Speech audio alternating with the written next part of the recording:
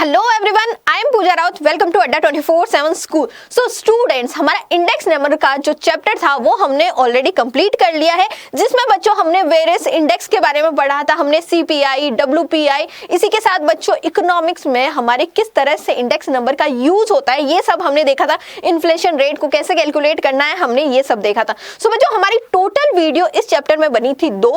I hope so बच्चों कि आपने दोनों वीडियो देख ली होगी, और अगर आपने नहीं देखी तो बच्चों प्ले लिस्ट में आपको दोनों ही वीडियो मिल जाएगी। आज इस सेशन में बच्चों हम करने वाले हैं जो हमारे चैप्टर नंबर 8 है इंडेक्स नंबर का, उससे रिलेटेड जो हमारे एनसीईआरटी क्वेश्चंस हैं उनका हम बच्चों करने वाले हैं सॉल्यूशन। सो बच्चों स्टार्ट करेंगे। सो सबसे पहला जो क्वेश्चन है बच्चों, पहले के जो 5-6 क्वेश्चन है बच्चों वो एमसीक्यूज पे हैं, तो हम पहले एमसीक्यूज सॉल्व करेंगे, देन बच्चों हम थोड़े लॉन्ग क्वेश्चंस करेंगे। सो बच्चों पहला क्वेश्चन कह रहा है an index number which accounts for the relative importance of the item is known as। अगर बच्चों हम इंडेक्स नंबर की बात करें, अगर हमें रिलेटिवली इंपॉर्टेंस देखना है, अगर हमें किसी भी इंडेक्स का अगर रिलेटिवली मेजरमेंट निकालना है, सो बच्चों इसमें से कौन सा इंडेक्स नंबर हमारा सबसे ज्यादा हेल्पफुल होता है? फर्स्ट ऑप्शन है बच्चों weighted index, second is simple aggregative index, third is simple average of relative. So बच्चों यहाँ पे सबसे ज्यादा यूज आने वाला, अगर हमें रिलेटिव मेजरमेंट देखना है या रिलेटिव इंपॉर्टेंस देखनी है, सो बच्चों वेटेड इंडेक्स जो है वो सबसे ज्यादा यूजफुल होता है। सो हमारा करेक्ट आंसर क्या होगा? ए इज द राइट आंसर। सो हमारा आंसर का एक्सप्लेनेशन कर लेते हैं। A index number become a weighted index when the relative importance of the item is taken care of. Weighted index is the weighted average of a different good. अब बच्चों हम weighted index में क्या देख रहे हैं, ये बच्चों जो डिफरेंट गुड्स होते हैं उनको वेट देता है, और उसके बाद में हम क्या निकालते हैं, उस बच्चों उन गुड्स की वैल्यूज निकालते हैं, उस इंडेक्स की वैल्यू निकालते हैं। सो बच्चों हम यूज क्या करेंगे, वेटेड इंडेक्स को हम यहाँ पे यूज करते हैं। नेक्स्ट क्वेश्चन क्या कह रहा है, क्वेश्चन नंबर 2 आपकी स्क्रीन पे है, जो क्या कह रहा है, in most of the weighted index numbers the weight pretend to. अब बच्चों अगर हम वेटेड इंडेक्स नंबर की बात करें, most of the weighted index number जो होते हैं उसमें बच्चों जो वेट जो दिया जाता है वो कैसे दिया जाता है? फर्स्ट ऑप्शन है बच्चों बेस ईयर के बेसिस पे, सेकंड है करंट ईयर के बेसिस पे, या थर्ड है बोथ बेस ईयर और करंट ईयर के बेसिस पे। सो बच्चों जनरली देखो बेस ईयर के बेसिस पे भी वेट दिया जा सकता है, करंट ईयर के बेसिस पे भी जो आइटम्स हैं उन पे वेट दिया जा सकता है, पर जनरली मोस्ट ऑफ द जो फॉर्मूलेस दिए गए हैं या मोस्ट ऑफ द जो वेट दिया जाता है बच्चों इंडेक्स नंबर का, वो बेस ईयर के बेसिस पे दिया जाता है। सो हमारा करेक्ट आंसर क्या हो जाएगा बच्चों? बेस ईयर हमारा करेक्ट आंसर हो जाएगा। सो अगर हम बात करें बच्चों, in general the base period weight is preferred in a calculation of the weighted index number, but as per Lespierre method it use the base year quantity as weight, Pache use current year quantity as weight, and a Fisher index method use both base and current year quantity। वैसे तो बच्चों as journal अगर हम देखें, सो अगर हमें weighted index निकालना है, सो जर्नली बच्चों क्या प्रेफर करते हैं, सब बेस ईयर का जो वेट होता है वही प्रेफर करते हैं। पर बच्चों जो हमारे इकोनॉमिस्ट थे, अलग अलग इकोनॉमिस्ट, उन्होंने किस बेसिस पे यहाँ पे वेटेड इंडेक्स को कैलकुलेट किया है? अगर हम बच्चों लेस्पियर मेथड की बात करें, जिसमें बच्चों जो वेट प्रोवाइड होता है वो बेस ईयर के ऊपर प्रोवाइड होता है, जो क्वांटिटीज होती है उनका बेस ईयर लिया जाता है, Q0 लेते हैं यहाँ पे, लेस्पियर में Q0 होता है। पास्चे ने बच्चों क्या लिया था, करंट ईयर का जो है वेट है, करंट ईयर में जो आइटम्स का जो वेट होता है वो लिया था, यानी Q1 के बेसिस पे लिया था। वही बच्चों जो फिशर्स थे, फिशर ने बच्चों जो इंडेक्स नंबर को मेजर करने के लिए यहाँ पे करंट प्लस जो बेस ईयर है दोनों ही क्वांटिटी का वेट लेके यहाँ पे बच्चों क्या करा है, मेजर किया है वेटेड इंडेक्स नंबर। सो बच्चों यहाँ पे जनरली प्रेफर किया जाता है, बेस ईयर को प्रेफर किया जाता है। सो क्वेश्चन नंबर 2 का आंसर होगा हमारा ए ऑप्शन। नेक्स्ट है बच्चों क्वेश्चन नंबर 3। क्वेश्चन नंबर 3 क्या कह रहा है, the impact of change in the price of a commodity with little weight in the index will B.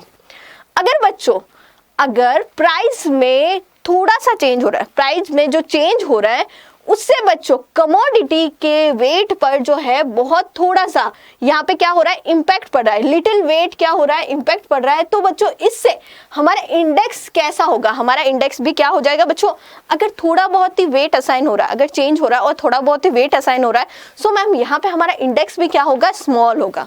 ठीक है बच्चों, क्या होगा, स्मॉल होगा। सो मैम हम कहेंगे an equal rise in a price of an item with a little weight will have lower implication of the overall change in a price index than that is and then more with more weight। अगर हम बात करें ma'am, अगर equal rise हो रहा है, price में equal rise हो रहा है और यहाँ पे क्या दिया गया है, जो आइटम्स पे वेट है वो क्या दिया है, लोअर इंप्लीमेंट किया गया है। सो मैम यहाँ पे जो ओवरऑल चेंज होगा मैम वो क्या होगा, स्मॉलर होगा।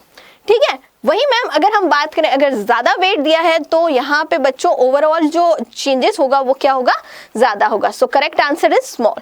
नेक्स्ट क्वेश्चन क्या कह रहा है, a consumer price index major change in, अगर हम बच्चों सीपीआई की बात करें, कंज्यूमर प्राइस इंडेक्स है जो क्या देखता है, तीन ऑप्शन है हमारे पास, retail price, wholesale price and producer price.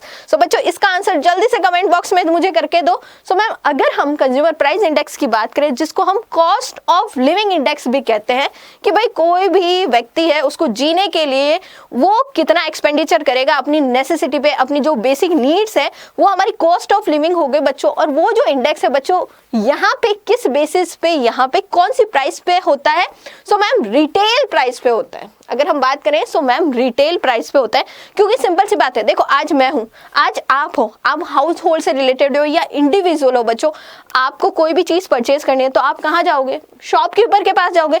Shopkeeper क्या है बच्चों, रिटेल में जो है प्रोडक्ट्स को बेचता है, हम होलसेलर के पास नहीं जाते हैं, हम रिटेल में जाते हैं। सो बच्चों यहाँ पे जो कंज्यूमर प्राइस इंडेक्स है वो किसके थ्रू यहाँ पे मेजर होती है बच्चों, किसका चेंज हम देखते हैं, सो रिटेल प्राइस का हम चेंज देखते हैं।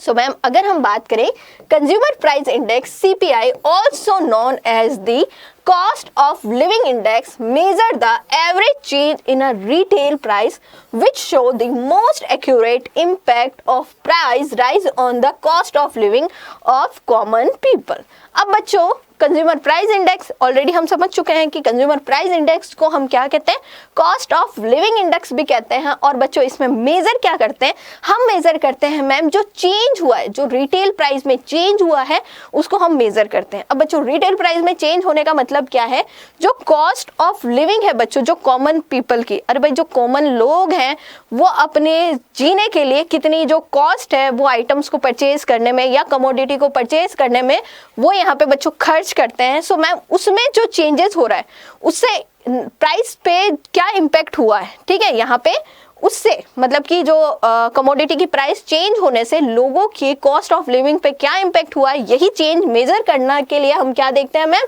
कंज्यूमर प्राइस इंडेक्स देखते हैं। So correct answer is a. अगले क्वेश्चन की तरफ बढ़ते हैं। अगला क्वेश्चन क्या कह रहा है, the atom having a highest wait in a consumer price index for industrial worker is. अगर हम बात करें मैम, अगर the atom having the highest, अगर हम इंडस्ट्रियल वर्कर्स का प्राइस इंडेक्स देखते हैं, कंज्यूमर प्राइस इंडेक्स देखते हैं, सो बच्चों हाईएस्ट वेट किसको प्रोवाइड किया जाता है, या जनरली अगर हम देखें तो सबसे ज्यादा जो इंडस्ट्रियल वर्कर्स हैं वो कौन सी कमोडिटी को हाईएस्ट वेट प्रोवाइड करते हैं।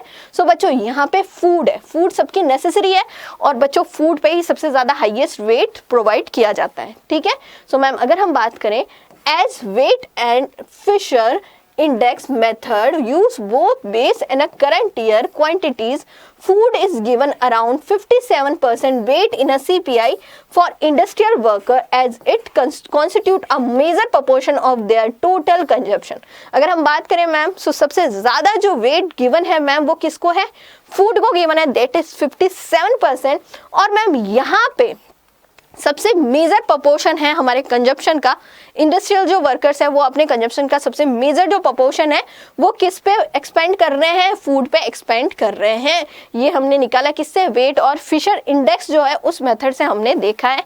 सबसे ज्यादा जो है कंज्यूमर प्राइस इंडेक्स में मैम इंडस्ट्रियल वर्कर जो है सबसे ज्यादा वेट देते हैं फूड को। सो मैम क्वेश्चन नंबर 5 का आंसर क्या हो गया, ए हो गया। नेक्स्ट क्वेश्चन है बच्चों क्या कह रहा है, in general inflation is calculated by using, inflation को बच्चों हम कैसे कैलकुलेट करते हैं? ऑप्शन है बच्चों wholesale price index, second is consumer price index and third is producer price index. So बच्चों अगर हम इन्फ्लेशन का कैलकुलेट करते हैं, सो मैम इन्फ्लेशन हम कैलकुलेट करते हैं होलसेल प्राइस इंडेक्स पे। होलसेल प्राइस इंडेक्स में यानी जितने भी ओवरऑल कंजप्शन वाले जो आइटम्स हैं उसमें ओवरऑल कितना बच्चों चेंजेस आया है, ये मेजर करने के लिए हम होलसेल प्राइस इंडेक्स से उसको मेजर करते हैं। सो मैम यहाँ पे हमें इसी से पता चलता है कि इन्फ्लेशन की रेट क्या है। सो मैम अगर हम बात करें दी WPI यानी हो गया बच्चों wholesale price index. The WPI is widely used to measure the rate of inflation. अगर हम बात करें मैम कि इन्फ्लेशन रेट को जानने के लिए, मैम इन्फ्लेशन रेट को मेजर करने के लिए जो वाइडली यूज होता है वो कौन सा यहाँ पे मेथड है? सो होलसेल प्राइस इंडेक्स मेथड है, जिसमें बच्चों वीकली इन्फ्लेशन रेट जो है कैसे कैलकुलेट होती है? वीकली इन्फ्लेशन रेट के लिए बच्चों ये फॉर्मूला है xt minus 1 upon xt minus 1 multiply 100। ऐसे बच्चों क्या होता है, ये कैलकुलेट होता है। xt का मतलब क्या हो गया बच्चों? WPI हो गया। xt minus 1 का मतलब क्या हो गया बच्चों? यहाँ पे वीक हो गया, यानी WPI में कितना चेंज हो रहा है वीकली। इसी से हम क्या करते हैं बच्चों, यहाँ पे क्या करते हैं, यहाँ पे WPI में से इन्फ्लेशन रेट को कैलकुलेट करते हैं। नेक्स्ट क्वेश्चन कह रहा है बच्चों, क्या कह रहा है? अब हमारे जो ऑप्शनल क्वेश्चन थे वो हट गए बच्चों, अब थोड़ा हम सब्जेक्टिव क्वेश्चन की तरफ चलते हैं। क्या कह रहा है? Why do we need a index number? Simple सा क्वेश्चन है बच्चों। अगर हम जर्नल लैंग्वेज में बात करें या हम जो है हम लेमैन की लैंग्वेज में बात करें, सो हमें क्यों जरूरत है इंडेक्स नंबर की? क्या जरूरत है इंडेक्स नंबर की? सो सिंपल सी है बच्चों, हम इंडेक्स नंबर क्यों यूज करते हैं? सो मैम जो चेंजेस हुआ है, चाहे वो प्राइस में हो, चाहे वॉल्यूम में हो, चाहे क्वांटिटी में हो, उन सबको, उस चेंज को हम कैसे मेजर करते हैं मैम? इंडेक्स नंबर से मेजर करते हैं। इंडेक्स नंबर से ही हमें पता चलता है कि अगर हम बेस ईयर से करंट ईयर की प्राइस में या करंट ईयर की क्वांटिटी और वॉल्यूम में जो चेंजेस है वो कितना हुआ है, हम देखते हैं बच्चों इंडेक्स नंबर से। सो मैम अगर हम बात करें, index number enable us to calculate a single measure of change of a large number of item। Index number क्या करता है बच्चों? इंडेक्स नंबर ही हमें बताता है कि एक सिंगल मेजर से हम यहाँ पे मेजर कर सकते हैं बच्चों कि जो लार्ज नंबर ऑफ आइटम है, बहुत सारे जो आइटम्स हैं बच्चों, उसमें किस तरह से चेंजेस हुआ है, हमें कैसे पता चलता है? इंडेक्स नंबर से पता चलता है। आगे है बच्चों, the index number are needed for the general and a specific purpose are they. अगर हम बात करें बच्चों, इंडेक्स नंबर है वो जर्नल पर्पस के लिए भी हो सकते हैं और स्पेसिफिक पर्पस के लिए भी हो सकते हैं। Measurement of change in a price level or the value of a money index number measure the value of money during different period of time, as well as we can use it to know the impact of the change in a value of money on different section of society। अब बच्चों हम जो index number है उससे क्या क्या major कर सकते हैं या क्या क्या चेंज मेजर कर सकते हैं? सो मैंने आपको बताया है जनरली अगर हम बात करें, सो मैम हम प्राइस मेजर कर सकते हैं। प्राइस में जो चेंजेस हुआ है वो मेजर कर सकते हैं। जो आइटम्स हैं, जो सर्विसेज हैं, जो गुड्स है मैम, उसमें जो उनकी प्राइस है वो किस तरह से चेंज हुई है, हम मेजर कैसे करते हैं? इंडेक्स नंबर से मेजर करते हैं। इसके अलावा बच्चों अगर हम बात करें मनी वैल्यू में जो चेंजेस आया है, ठीक है बच्चों। उसके अलावा बच्चों क्वांटिटी में जो चेंजेस आया है। इसके अलावा बच्चों हम यहाँ पे वॉल्यूम, जो प्रोडक्शन वॉल्यूम है उसमें जो चेंज आया है, ये सब हम किससे मेजर करते हैं मैम? इंडेक्स नंबर से मेजर करते हैं। यहाँ पे भी यही चीज लिखी हुई है, measurement of change in a price level. Price level में जो चेंज हुआ है ये हम मेजर करने के लिए करते हैं। Value of money index number, ठीक है। वैल्यू ऑफ जो मनी है बच्चों उसमें जो चेंजेस आया है, जिसको हम कैसे कंसीडर करते हैं? यहाँ पे मनी इंडेक्स नंबर से कंसीडर करते हैं। Measure the value of money during a different period of a time. Different time period में बच्चों जो मनी की वैल्यू है उसमें कितना चेंज आया है, ये हम बच्चों मेजर करते हैं इंडेक्स नंबर में। As well as we can use it know the impact of the change of a value of money on a different section of society। और इससे हमें ये भी पता चलेगा कि जो वैल्यू मनी की जो वैल्यू है उसमें चेंज आने से इसका इम्पैक्ट क्या पड़ा है जो डिफरेंट सेक्शन है सोसाइटी के, यानी अगर वैल्यू ऑफ मनी ज़्यादा है, अगर मैं भी देख लेते हैं कि दो डिफरेंट टाइम में हमें ऐसा लग रहा है कि चेंज हुआ है और जिससे वैल्यू ऑफ मनी क्या है बच्चों, इंक्रीज हुई है। सो अगर वैल्यू ऑफ मनी इंक्रीज होगी, सो बच्चों यहाँ पे डिफरेंट सोसाइटी के सेक्शंस हैं, उस पर क्या इम्पैक्ट पड़ा है। और वहीं अगर हम देखें बच्चों वैल्यू ऑफ मनी डिक्रीज हुई है, सो बच्चों उससे जो सोसाइटी के सेक्शंस है डिफरेंट उस पर क्या इम्पैक्ट पड़ा है, कैसे मेजर करेंगे, हम इंडेक्स नंबर से मेजर करेंगे। आगे देखेंगे बच्चों, अगर हम बात करें, it can be worked out to the correct the inflationary and deflationary gap in the system। और इससे बच्चों हम क्या कर सकते हैं, हमें पता चलेगा कि भाई जो इकोनॉमी है उसमें इन्फ्लेशन चल रहा है या डिफ्लेशन चल रहा है, या इन दोनों का जो गैप है वो किस तरह से है। ठीक है बच्चों, सो इसीलिए हम इंडेक्स नंबर की जरूरत होती है हमें। नेक्स्ट क्वेश्चन है बच्चों जो क्या कह रहा है, what are the desirable properties of the base period. अगर हम कहें मैम कि हमें जब भी इंडेक्स नंबर निकालना होता है तब हम बेस ईयर को लेते हैं, जनरली यही होता है। जब भी हम कोई भी जितने भी हमने कैलकुलेट किए हैं बच्चों, जो हमारे फॉर्मूलेस थे, हमने पूरे चैप्टर में बच्चों बेस ईयर लेते थे। सो मैम यहाँ पे जब हम बेस ईयर डिसाइड करते हैं कोई भी, सो हमें कौन कौन सी चीज़ें ध्यान रखनी चाहिए, या फिर जो बेस ईयर की जो डिजायरेबल प्रॉपर्टीज है वो क्या होनी चाहिए। सो बच्चों सिंपल सा है, देखो बेस ईयर जो बेस पीरियड होना चाहिए हमारा, वो ऐसा होना चाहिए जो मैम उस टाइम एक्सट्रीम वैल्यू नहीं होनी चाहिए, या उस टाइम वो नॉर्मल ईयर होना चाहिए, उस टाइम कुछ भी नेचुरल या फिर कुछ ऐसी चीजें नहीं होनी चाहिए जिससे कि उस टाइम जो है प्राइस जो है आइटम्स की बहुत ज्यादा इंक्रीज हो। इसके अलावा हमें नॉर्मल ईयर लेना है, हमें एक्सट्रीम वैल्यू वाला ईयर नहीं लेना है। ठीक है मैम, सो ये सारी चीजें हमें ध्यान रखनी चाहिए। So base period should have the following properties. First is the base year should be normal period and a period in a which extraordinary event have occurred should not be taken as base period as they are not appropriate for general comparison। अगर हम बात करें ma'am जो base period है, हमें ऐसा base period लेना है जिसमें जो है वो नॉर्मल पीरियड होना चाहिए। ऐसा नहीं है कि भाई किसी ईयर, जैसे अगर हम 2020 की बात करें, जिस टाइम कोविड बहुत ज़्यादा चला था, उस टाइम क्या हुआ था, एक तरह से पूरी जगह क्या हुआ था बच्चों, मैन्युफैक्चरिंग कम हो गई थी, चीज़ों की जो रेट थी बच्चों अचानक से बहुत इंक्रीज हो गई थी। तो ऐसा ईयर नहीं लेना है कि जिसमें कुछ ना कुछ हुआ हो, या कुछ भी इमरजेंसी हो, या कंट्री पे या इकोनॉमी में प्रेशर पड़ा हो, या कुछ एक्स्ट्रा ऑर्डिनरी चीज़ें हुई हो, ऐसा बेस ईयर नहीं लेना है। हमें जो बेस ईयर लेना है बच्चों नॉर्मल ईयर लेना है, जिसमें ज़्यादा कुछ नहीं हुआ, एकदम नॉर्मली जो प्राइस है वो हुई हो। ठीक है बच्चों, a period in which extra ordinary event have occurred should not be taken। कुछ भी एक्स्ट्रा ऑर्डिनरी इवेंट हुआ है, कुछ भी, जैसे हमने कोविड की बात करी थी, कोविड हुआ बच्चों, बहुत एक्स्ट्रा ऑर्डिनरी इवेंट हो गया। सो बच्चों ऐसा बेस ईयर हमें कभी भी डिसाइड नहीं करना है, कभी भी नहीं लेना है। ठीक है बच्चों, क्योंकि ये हमारे जो, अगर हम इसको बेस ईयर लेंगे, सो अगर हम दूसरे जो करंट ईयर से हम उससे कॉम्प्रोमाइज करेंगे, हम यहाँ पे देखेंगे बच्चों, सो हमें यहाँ पे बच्चों अप्रोप्रिएट रिजल्ट नहीं मिल पाएगा।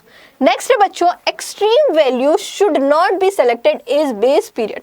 अगर बच्चों हम देख रहे हैं कि कोई ऐसा ईयर जिसमें जो आइटम्स हैं, जो गुड्स हैं, जो सर्विसेज हैं, उनकी वैल्यू बहुत एक्सट्रीम लेवल पे इंक्रीज हो गई या बहुत एक्सट्रीम लेवल पे डिक्रीज हो गई, सो ध्यान रखना है बच्चों, ऐसा बेस ईयर भी नहीं लेना है जिसमें जो वैल्यू आइटम्स की बहुत एक्सट्रीम वैल्यू पे चली गई, या तो बहुत ज़्यादा इंक्रीज हो गई या बहुत ज़्यादा डिक्रीज हो गई, ये भी ध्यान रखना है। ठीक है, यानी एवरेज होनी चाहिए यहाँ पे वैल्यूज। नेक्स्ट है बच्चों, the period should not be too far in the past as comparison with the current period cannot be done with such base year as policy, economic and social condition change with time। अगर हम बात करें ma'am, सो जो base year होगा ना, जो base year होगा बच्चों, जिससे हम करंट ईयर को हम क्या करेंगे, यहाँ पे कंपैरिजन करेंगे। सो मैम बेस ईयर जो पास्ट ईयर है या जो बेस ईयर है वो करंट ईयर से ज़्यादा, यहाँ पे बच्चों बहुत ज़्यादा इनमें डिफरेंस नहीं होना चाहिए। जैसे सपोज दैट अगर हम 2020 का जो हमारा करंट ईयर जो चल रहा है, अगर हम 2020 का इंडेक्स प्राइस यहाँ पे निकालें, ठीक है, वैल्यू देखें, अगर हम गुड्स की वैल्यू देखते हैं, गुड्स की वैल्यू देखें मैम, सो मैम यहाँ पे 2020 का अगर हम गुड्स की वैल्यू निकालते हैं इंडेक्स नंबर से कि कितना चेंजेस हुआ है, सो हम हमारा जो बेस ईयर है बच्चों वो कितना है, 2012 है। बेस ईयर है हमारा 2012, यानी कि अगर हम जनरली देखें तो कितना गैप है, सिर्फ 10 ईयर का गैप है, जिसमें मैम यहाँ पे जो प्रोडक्ट्स है, जब गुड्स है, टोटल ओवरऑल जो प्रोडक्ट्स हैं उसमें ज़्यादा चेंजेस नहीं आया होगा, थोड़ा बहुत चेंजेस आया होगा पर ज़्यादा नहीं आया होगा, सेम ही क्या है पीरियड है, मतलब कि इतना गैप चलता है। अगर हम बहुत ज़्यादा एक्सट्रीम गैप ले लें, जैसे अगर हमें हमारा करंट ईयर है 2022 और हमने बेस ईयर ले रखा है बच्चों 90-80, अगर हम बात करें हमने 90-80 बेस ईयर ले लिया, कम से कम कितने ईयर का गैप हो गया बच्चों, 40 ईयर का गैप हो गया। अब 40 ईयर में बच्चों बहुत सारे गुड्स हैं, वो बच्चों जो 90-80 में नहीं होंगे वो 2020 में होंगे, और मैम ऐसे बहुत सारे गुड्स हैं जो 90-80 में होंगे पर 2020 में नहीं होंगे। सो मैम उसमें जो चेंजेस हुआ है वो हम कैसे मेजर करेंगे, नहीं कर सकते ना। सो हमेशा बच्चों ध्यान रखना जो करंट ईयर और जो बेस ईयर है इनका जो टाइम ड्यूरेशन है बच्चों ज़्यादा नहीं होना चाहिए, इनके बीच में जो गैप है वो ज़्यादा मत करना, ठीक है मैम। सो यहाँ पे अगर हम बात करें current period can not be done with such base year, policy, economic and social condition change with the time, क्योंकि मैम यहाँ पे बच्चों जो बेस ईयर है वो चेंज होता है पॉलिसीज से, इकोनॉमिक और सोशल कंडीशंस के साथ साथ ये चेंज होता रहता है। और मैम यहाँ पे कोई भी जो आइटम्स हैं उनकी प्राइस फिक्स नहीं होती है, वो लगातार चेंज होते हैं, इवन आइटम्स भी पूरे के पूरे रिप्लेस हो जाते हैं, ठीक है बच्चों। सो इसीलिए ये सारी चीज़ें हमें ध्यान रखनी है जब भी हम बेस ईयर को बनाते हैं। Base period should be updated periodically, और वही मैम अगर हम बात करें जो बेस ईयर है वो क्या होना चाहिए, चेंज होते रहना चाहिए, अपडेट होता रहना चाहिए पीरियोडिकली, उसको एक पीरियड के बाद बच्चों चेंज कर लेना चाहिए बेस ईयर। जैसे कि अगर हम बात करें 2022 है, 22 का अगर हमें करंट प्राइस पे हमें इंडेक्स वैल्यू देखनी है, सो हमारा बेस ईयर है मैम 2012, वही बच्चों इसको चेंज कर देना है, मतलब 5 साल या 10 साल बाद इनको चेंज करते रहना चाहिए ताकि हमें क्या पता चले, हमें एक्यूरेट वैल्यू पता चले, ठीक है बच्चों। ये सारी प्रॉपर्टीज है बच्चों बेस पीरियड को कैलकुलेट करने की। नेक्स्ट है बच्चों, नेक्स्ट क्वेश्चन क्या कह रहा है, why it is essential to have different CPI for different categories of consumer.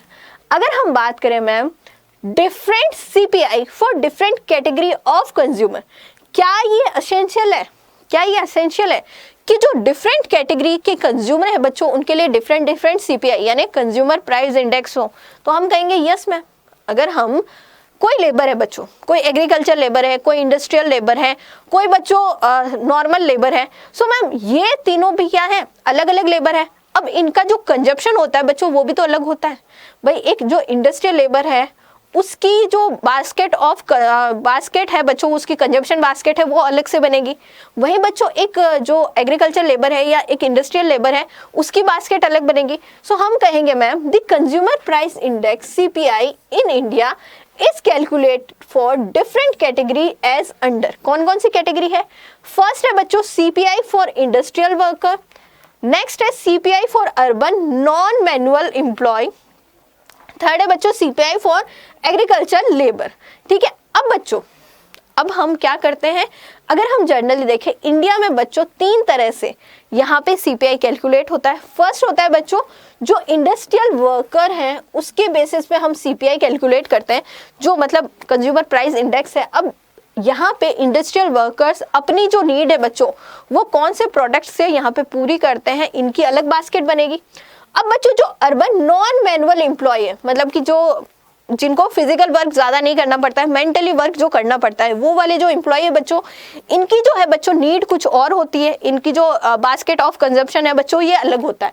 वहीं बच्चों जो एग्रीकल्चर लेबर होती है इनकी बास्केट ऑफ कंजप्शन अलग होता है, ठीक है। जैसे सपोज दैट एग्रीकल्चर लेबर है बच्चों, ठीक है, और यहाँ पे बच्चों यहाँ पे नॉन मैनुअल एम्प्लॉय है। अब बच्चों यहाँ पे नॉन मैनुअल एम्प्लॉय की जो जरूरत है उसमें एक कार भी है, ठीक है। यहाँ पे क्या है, उसकी कमोडिटी का एक हिस्सा है बच्चों, कॉस्ट ऑफ लिविंग में यहाँ पे इसमें कार इंक्लूड किए।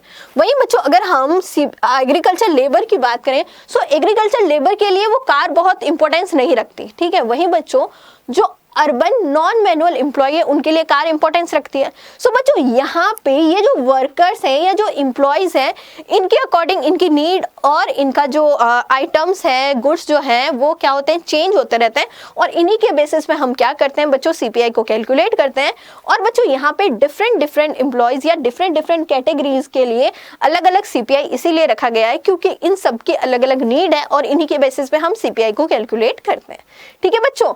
Okay, next is to assess the impact of a price change on the cost of living of the three groups components item included in the index need to be given different weight for each of the group. This necessity of the calculation of the different CPI for different category of a consumer.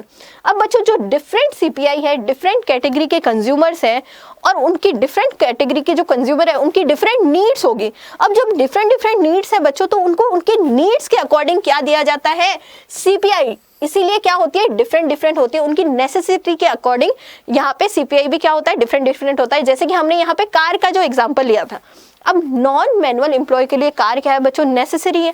वहीं बच्चों agriculture labour के लिए car necessary नहीं है. इसके लिए तो food necessary है या इंडस्ट्रियल वर्कर्स के लिए कोई कुछ और नेसेसरी होगा. सो बच्चों इसी के अकॉर्डिंग जो डिफरेंट कैटेगरी के यहाँ पे एम्प्लॉयज हैं उनके लिए डिफरेंट CPI होता है.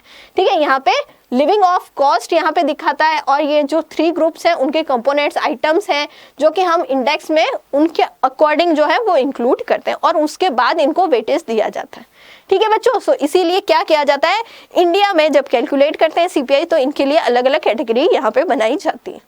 नेक्स्ट है What does a consumer price index for industrial worker measures?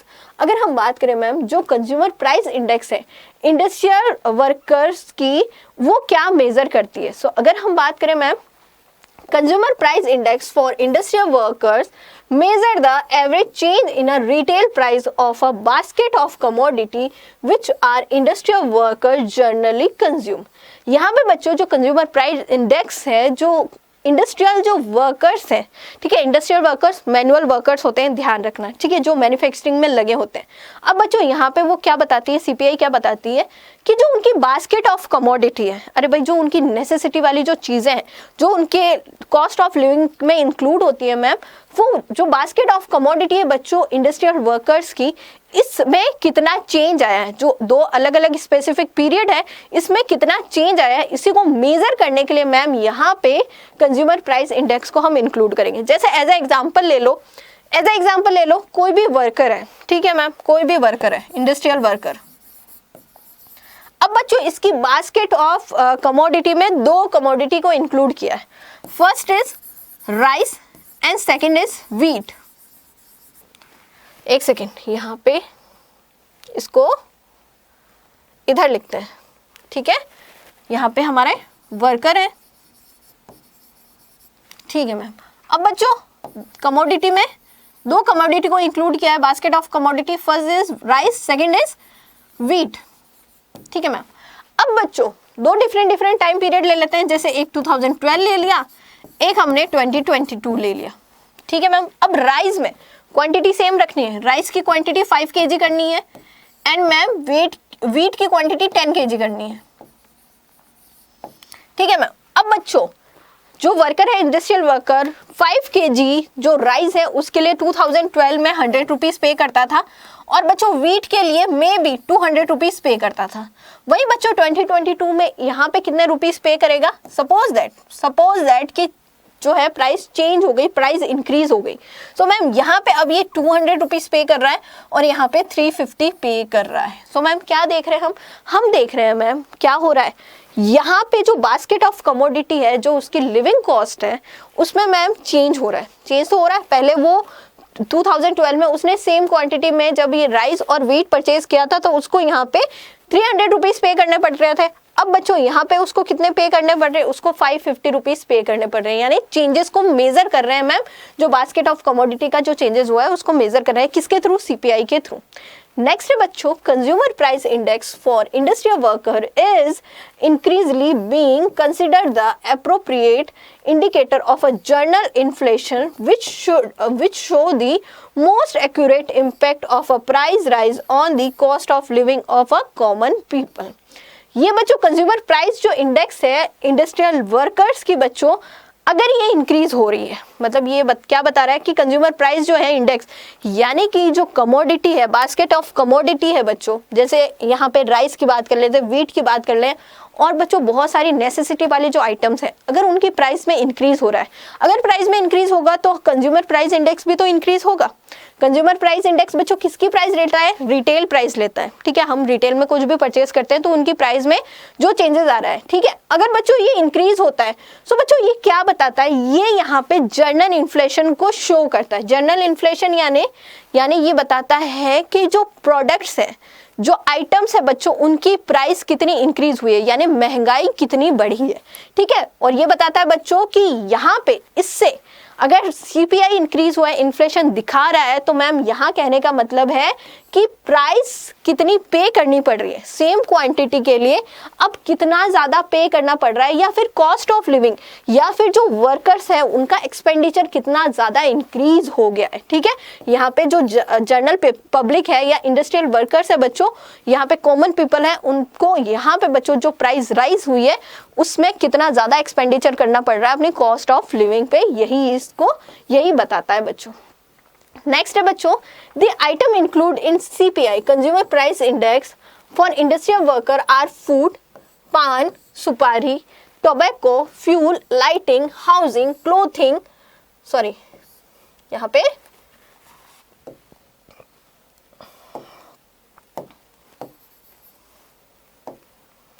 पे हो जाएगा हमारा क्लोथिंग, ठीक है, CLO, ठीक है बच्चों।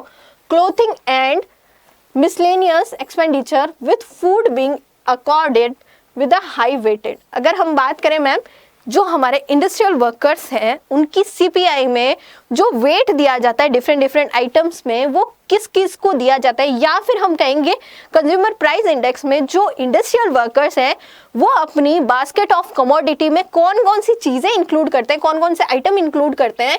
सो मैम यहाँ पे चलो इनको हाईलाइट कर लेते हैं। अगर हम देखें सो ये इंक्लूड करते हैं मैम फूड को, जो कि हमारी नेसेसिटी वाली चीज है। उसके बाद में मैम पान सुपारी को इंक्लूड करते हैं। उसके बाद में टोबैको, जनरली जो डेली वर्कर्स होते हैं बच्चों, जो डेली वेजेस पे काम करते हैं, वो टोबैको, पान सुपारी ये ज्यादा खाते हैं। फ्यूल को यहाँ पे इंक्लूड करेंगे। लाइटिंग, इलेक्ट्रिसिटी भी कह सकते हैं बच्चों इसको, लाइटिंग, हाउसिंग एंड क्लोथिंग।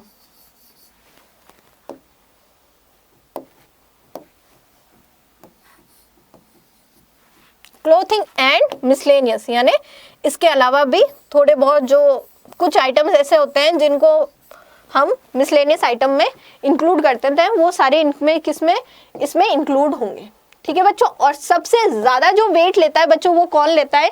यहाँ पे जो फूड है, फूड आइटम्स जो हैं वो सबसे ज्यादा वेटेज वाले होते हैं। सबसे ज्यादा जो इंडस्ट्रियल वर्कर्स हैं वो किसमें अपना एक्सपेंडिचर करते हैं? वो फूड पे ज्यादा एक्सपेंडिचर करते हैं। सो बच्चों यहाँ पे हमने सीपीआई देखा इंडस्ट्रियल वर्कर्स का किस तरह से निकाला जाता है, क्या मेजर किया जाता है, और मैम यहाँ पे कितना वेट होता है, यहाँ पे डिफरेंट बास्केट ऑफ कमोडिटी का ये हमने देखा, और किस किस को इंक्लूड किया जाता है हमारे इंडस्ट्रियल वर्कर की इंडेक्स में। इंडस्ट्रियल वर्कर्स की बच्चों यहाँ पे इंडस्ट्रियल वर्कर्स का जो मेजरमेंट होता है सीपीआई में, ठीक है बच्चों। नेक्स्ट है मैम हमारा क्वेश्चन क्या कह रहा है, what is the difference between price index and quantity index. क्या क्या डिफरेंस है बच्चों, अगर हमें पूछा जाए कि प्राइस इंडेक्स में और क्वांटिटी इंडेक्स में क्या डिफरेंस है। सो सिंपल सी बात है मैम, दो स्पेसिफिक टाइम पीरियड में कोई भी कमोडिटी है उसकी प्राइस में कितना चेंजेस हुआ है, क्वांटिटी हमें इक्वल रखनी है, क्वांटिटी सेम रखनी है, क्वांटिटी में कोई चेंजेस नहीं करना है, प्राइस में कितना चेंजेस हुआ है ये मेजर करना क्या होता है बच्चों, प्राइस इंडेक्स होती है। अब बच्चों क्वांटिटी इंडेक्स क्या बताता है, क्वांटिटी इंडेक्स बताता है दो स्पेसिफिक टाइम पीरियड में क्वांटिटी में कितना चेंजेस हुआ है, प्राइस सेम रखनी है, क्वांटिटी में कितना चेंजेस हुआ है। सो बच्चों वो क्या हो गया, हमारा क्वांटिटी इंडेक्स हो गया। सो यहाँ पे इसको समझेंगे, सपोज दैट कोई भी दो प्रोडक्ट ले लेते हैं, ठीक है, या फिर एक प्रोडक्ट ले लेते हैं, ठीक है, हमने ले ली चॉकलेट ले ली मैम, ठीक है मैम। अब बच्चों दो टाइम पीरियड लेते हैं, जैसे कि 2012 एंड मैम 2022, हमारे 2 ईयर है। 2012 क्या है बच्चों, बेस ईयर है, 2022 क्या है, करंट ईयर। यहाँ पे लिख देती हूँ मैं, ये बेस ईयर है और ये हो गया हमारा करंट ईयर, ठीक है। अब बच्चों सपोज दैट कि चॉकलेट जो थी, सपोज दैट 2012 में चॉकलेट क्या हमें जो क्वांटिटी है बच्चों इक्वल रखना है, चेंज नहीं करना है। सो सपोज दैट 50 ग्राम की जो चॉकलेट थी, अब कोई भी पर्सन है 50 ग्राम की जो चॉकलेट है बच्चों वो 2012 में परचेज करता था, मे भी मान लो 10 रुपीज की, 10 रुपीज की वो परचेज करता था, वही बच्चों 2022 में वही 50 ग्राम की जो चॉकलेट है बच्चों अब वो परचेज कर रहा है 25 रुपीज में।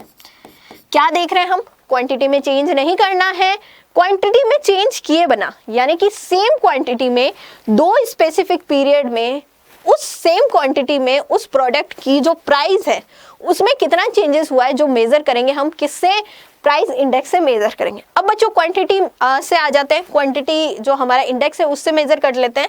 सो सेम एग्जांपल लेते हैं, चॉकलेट ले लेते हैं, ठीक है।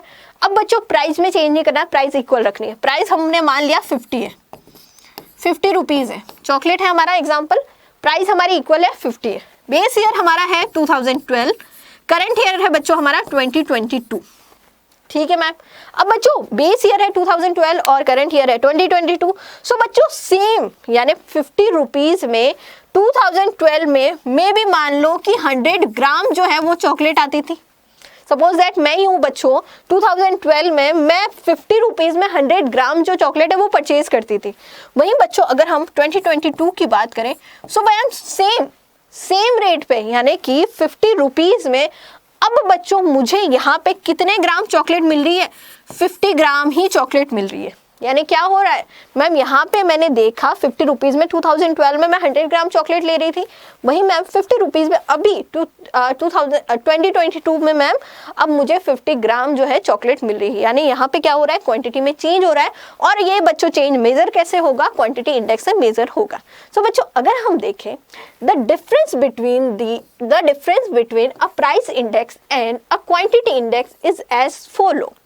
अगर हम प्राइस इंडेक्स की बात करें, price index number measure and allow for comparison of a price of a certain good, while quantity index number measure the change in a physical volume of a production, construction and और employment. अब बच्चों अगर हम price index की बात करें, so price index यहाँ पे बच्चों क्या मेजर करता है, यहाँ पे कंपैरिजन मेजर करता है बच्चों कि जो सर्टेन गुड्स हैं बच्चों उनकी प्राइस में जो चेंजेस हुआ है उसको मेजर करता है, ठीक है। वही क्वांटिटी इंडेक्स की बात करें, ये हमारा प्राइस इंडेक्स नंबर है और यहाँ पे क्वांटिटी इंडेक्स नंबर है, ठीक है। क्वांटिटी इंडेक्स नंबर क्या मेजर करता है बच्चों, चेंज हुआ है किसमें, फिजिकल वॉल्यूम में। देखो यहाँ पे चेंज किसमें हो रहा है, फिजिकल वॉल्यूम में चेंज हो रहा है, प्रोडक्शन में चेंज हुआ है या फिर कंस्ट्रक्शन में चेंज हुआ है या एम्प्लॉयमेंट में चेंज हुआ है। किसके थ्रू हम नोट डाउन करते हैं, किसके थ्रू हम मेजर करते हैं मैम, क्वांटिटी इंडेक्स के थ्रू हम यहाँ पे मेजर करते हैं। अब बच्चों सबसे ज्यादा वाइडली यूज होने वाला इंडेक्स नंबर कौन सा है, प्राइस इंडेक्स नंबर है, ठीक है। सो यहाँ पे price index number are more widely used as a compare to quantity index number. दोनों ही इंडेक्स नंबर यूज होते हैं पर सबसे ज्यादा यूज कौन सा होता है, प्राइस इंडेक्स नंबर यूज होता है, ठीक है बच्चों। Price index is known as unweighted index number while quantity index number is known as weighted index number। अब बच्चों प्राइस इंडेक्स नंबर को हम यहाँ पे किससे भी जानते हैं, जो अनवेटेड यानी कि हमने आइटम को वेट नहीं दिया है उसके बेसिस पे भी हम इसको जान सकते हैं कि अनवेटेड इंडेक्स नंबर कौन सा है, प्राइस इंडेक्स नंबर है मैम। वही बच्चों जो वेटेड इंडेक्स नंबर है वो कौन से होते हैं, क्वांटिटी इंडेक्स नंबर होते हैं। हमेशा जब भी हम वेटेड इंडेक्स नंबर निकालते हैं बच्चों, सो उसमें क्या आता है, उसमें क्वांटिटी आती है। जैसे कि अगर हम लेस पेयर का भी वेटेड इंडेक्स नंबर देखें, इंडेक्स नंबर जो हमारा इंडेक्स नंबर जो हमने कैलकुलेट किया था लेस पेयर का, उसमें बच्चों हमने क्वांटिटी ली थी। फिशर के उसमें भी क्वांटिटी है बच्चों। अगर हम पास्चर की बात करें तो उसने भी क्वांटिटी को एज अ मेजरमेंट लिया था। तो यहाँ पे बच्चों उसको वेट देके यहाँ पे हमने क्या कैलकुलेट किया है, वेटेड इंडेक्स नंबर कैलकुलेट किया है। तो बच्चों यहाँ हमने जाना क्वेश्चन नंबर 11 का आंसर। अब बच्चों क्वेश्चन नंबर 12 की तरफ बढ़ते हैं। क्वेश्चन नंबर 12 क्या कहता है जरा देखें तो सही। क्वेश्चन नंबर 12 कहता है is the change in any price reflect in a price index number. ये कह रहा है बच्चों अगर कोई भी चेंज हो रहा है प्राइस में, सो बच्चों क्या ये प्राइस इंडेक्स नंबर में रिफ्लेक्ट करेगा, बिल्कुल करेगा। अगर बच्चों कोई भी चेंज हो रहा है प्राइस में तो उससे प्राइस इंडेक्स नंबर जो है वो रिफ्लेक्ट होगी। A change in any price is not reflected in a price index number. अच्छा सॉरी यहाँ पे अगर हम बात करें बच्चों कोई भी चेंज हो रहा है प्राइस में, सो यहाँ पे क्या है, नो रिफ्लेक्ट होता है प्राइस इंडेक्स नंबर में। Price index number measure and permitted comparison of the price of a certain good include in a basket being used for compare price in the base period with a price in a current period. अब बच्चों price index number जो है वो क्या major करता है, यहाँ पे परमिट करता है कंपैरिजन को कि प्राइस ऑफ सर्टेन गुड्स जो है, प्राइस ऑफ सर्टेन गुड्स हैं जो बास्केट ऑफ कंजप्शन में होता है बच्चों, उनकी प्राइस को कंपेयर करने के लिए यूज होता है। और बच्चों यहाँ पे बेस ईयर और करंट ईयर की प्राइस को क्या किया जाता है, यहाँ पे कंपेयर किया जाता है। ठीक है, ओके। नेक्स्ट है more over an equal rise in a price of an item with a large weight and that is an item with a low weight will have different implication for the overall change in a price index. अब बच्चों अब यहाँ पे बच्चों जो items है जिनके हम प्राइस देख रहे हैं, यहाँ पे उनको वेट दिया जाता है। ठीक है, अगर बच्चों कोई भी प्राइस राइज हो रही है और वहाँ पे उसको लार्ज वेट दिया जा रहा है यहाँ पे, और बच्चों यहाँ पे उसी राइस प्राइस पे यहाँ पे लो वेट दिया जा रहा है बच्चों, तो इसका डिफरेंट इम्प्लीकेशन होता है ओवरऑल चेंज इन प्राइस में। प्राइस इंडेक्स में जो चेंज होगा उसमें यहाँ पे इम्प्लीकेशंस होगा, यानी सब कुछ वेट पे डिपेंड है बच्चों, प्राइस के चेंजेस पे डिपेंड नहीं है। नेक्स्ट है बच्चों, can the CPI number for urban non manual employ represent the change in the cost of living of a president of India. यहाँ पे क्वेश्चन पूछ रहा है बच्चों, जो सीपीआई नंबर हम निकालते हैं यानी कंज्यूमर प्राइस इंडेक्स नंबर हम निकालते हैं urban non manual employ, urban non manual employ जिनको फिजिकल वर्क, ऐसे एम्प्लॉय जिनको फिजिकल वर्क करने की ज़्यादा जो ज़रूरत नहीं होती है या फिजिकल वर्क नहीं करते, वो मेंटली वर्क करते हैं। सो अगर हम बात करें तो अगर हमारे प्रेसिडेंट ऑफ इंडिया के बच्चों कॉस्ट ऑफ लिविंग में चेंज आ रहा है, सो क्या यहाँ पे non manual urban non manual employ में जो हम सीपीआई निकालते हैं क्या उसमें रिप्रेजेंट करेंगे? सो यहाँ पे हम कहेंगे नहीं ma'am, this CPI for the urban non manual employ cannot represent the change in a cost of living of a president of India. यहाँ पे बच्चों हम एम्प्लॉय जो हम non manual urban non manual employ में बात करते हैं, सो अगर सीपीआई में कुछ भी चेंज हो रहा है या इसकी कॉस्ट ऑफ लिविंग में चेंज हो रहा है प्रेसिडेंट ऑफ इंडिया की, सो वो इसमें हम रिप्रेजेंट नहीं करेंगे। This is because the consumption basket of an average non-manual employee does not consist of the item that would be part of the consumption basket of a president of India।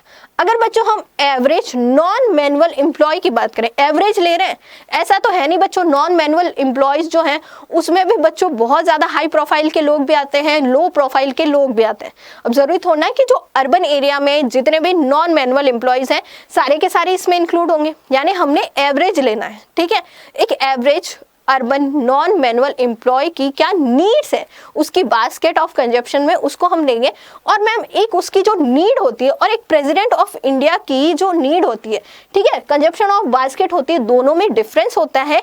इसीलिए ma'am हम जब भी urban non manual employ का CPI देखते हैं, so ma'am उसमें president of India की जो कॉस्ट ऑफ लिविंग है या कंजप्शन बास्केट है वो इंक्लूड नहीं होगी, इसलिए मैम यहाँ पे ये इंक्लूड नहीं होगा।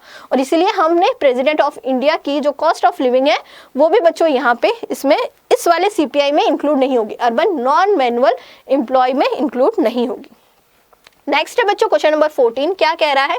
अब बच्चों थोड़ा प्रैक्टिकल पार्ट शुरू हो गया है, सो इसको हम थोड़ा ध्यान से करेंगे बच्चों। सो क्या कह रहा है?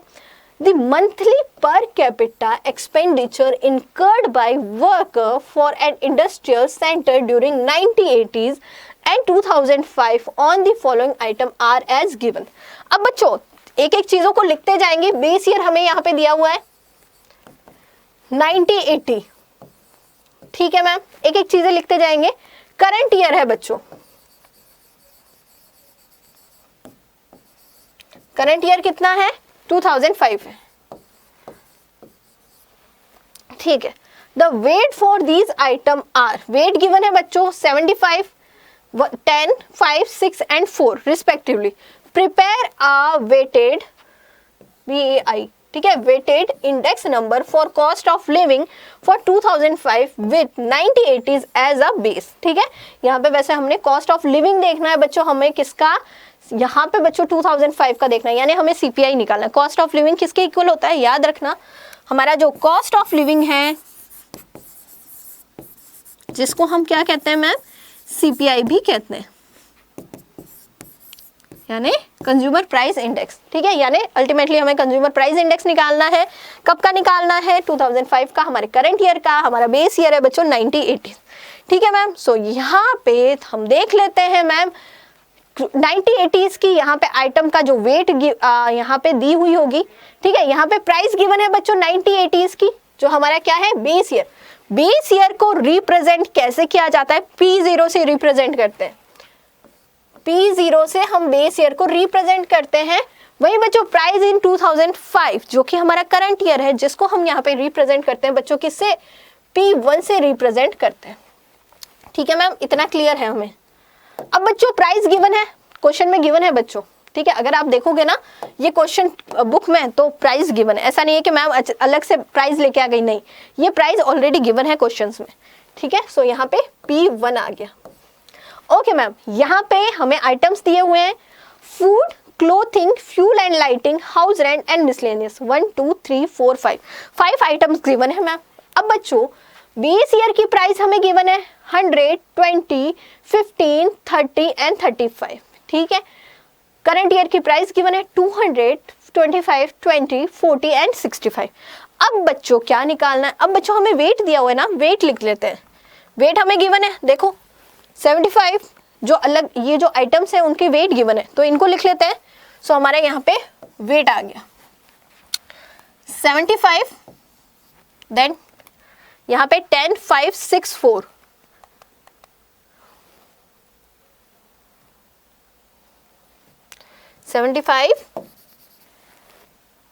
हमारा है 75, 10, 5, 6, 4, एक बार चेक कर लेते हैं यही है क्या, 75, 10, 5, 6, 4। ठीक है मैम, अब बच्चों क्या निकालना है, अब बच्चों हमें निकालना है रिलेटिव मेजरमेंट निकालना है, रिलेटिव वैल्यूज निकालनी है।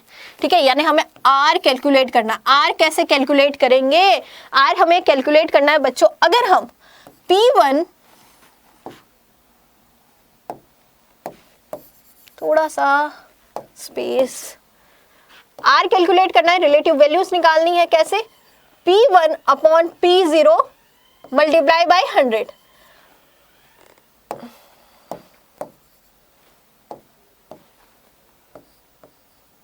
ठीक है, अगर हम बच्चों करंट ईयर अपॉन में बेस ईयर करेंगे और यहाँ पे बच्चों 100 लिख देंगे, मल्टीप्लाई कर लेंगे 100 से, तो क्या आ जाएगा हमारा रिलेटिव, यहाँ पे वैल्यू निकल जाएगी। अब कर लो बच्चों, सिंपल है, 200 अपॉन 100 मल्टीप्लाई बाय 100। ठीक है, कैसे करना है, देखो आर कैसे निकलेगा, यहाँ पे समझा देती हूँ, are P1 upon P0 multiply by 100।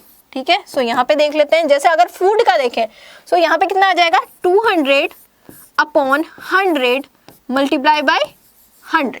ठीक है, अब बच्चों कैलकुलेट करो आर कितना आएगा। सो अगर हम देखें मैम, सो आर यहाँ पे कितना आ गया, यहाँ से 100 से 100 कट गया, कितना आ गया 200।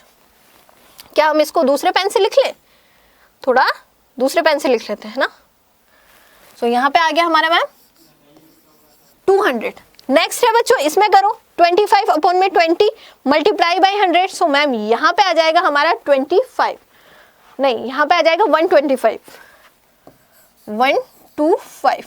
ठीक है मैम, अब बच्चों 20 अपॉन में 15 करो, कितना आएगा, जब हम बच्चों 20 अपॉन में 15 करेंगे तो यहाँ पे आ जाएगा 133.33।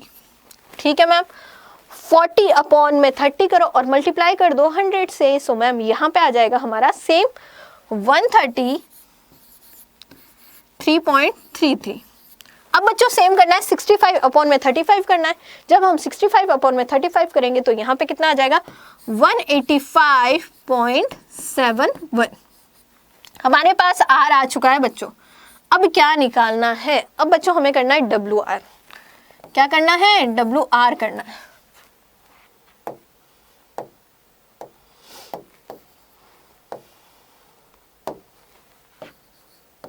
WR यानी हमें रिलेटिव वैल्यू को यहाँ पे W है उससे मल्टीप्लाई करना है। तो सिंपल सा 75 को 2 से मल्टीप्लाई कर दो। सो यहाँ पे आ जाएगा बच्चों हमारे पास 15,000।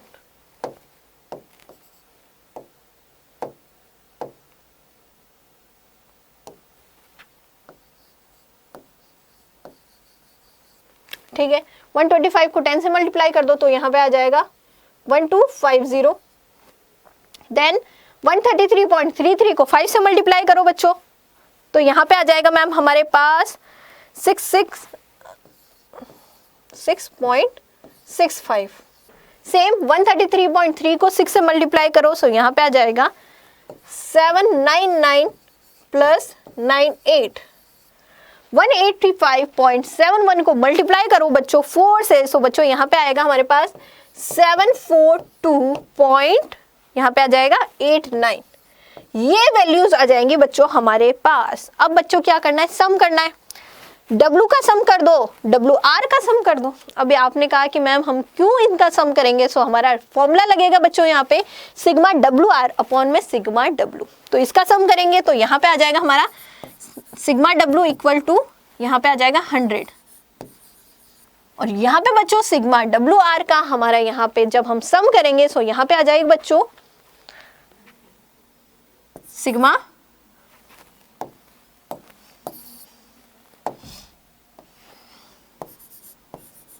WR आ जाएगा हमारा, यहाँ लिख देती हूँ 18,004, हमारा आ जाएगा यहाँ पे 18,459.47। ये हमारे पास आ गया बच्चों सिग्मा WR। अब बच्चों क्या कैलकुलेट करना है, CPI कैलकुलेट करना है मैम। फॉर्मूला क्या है,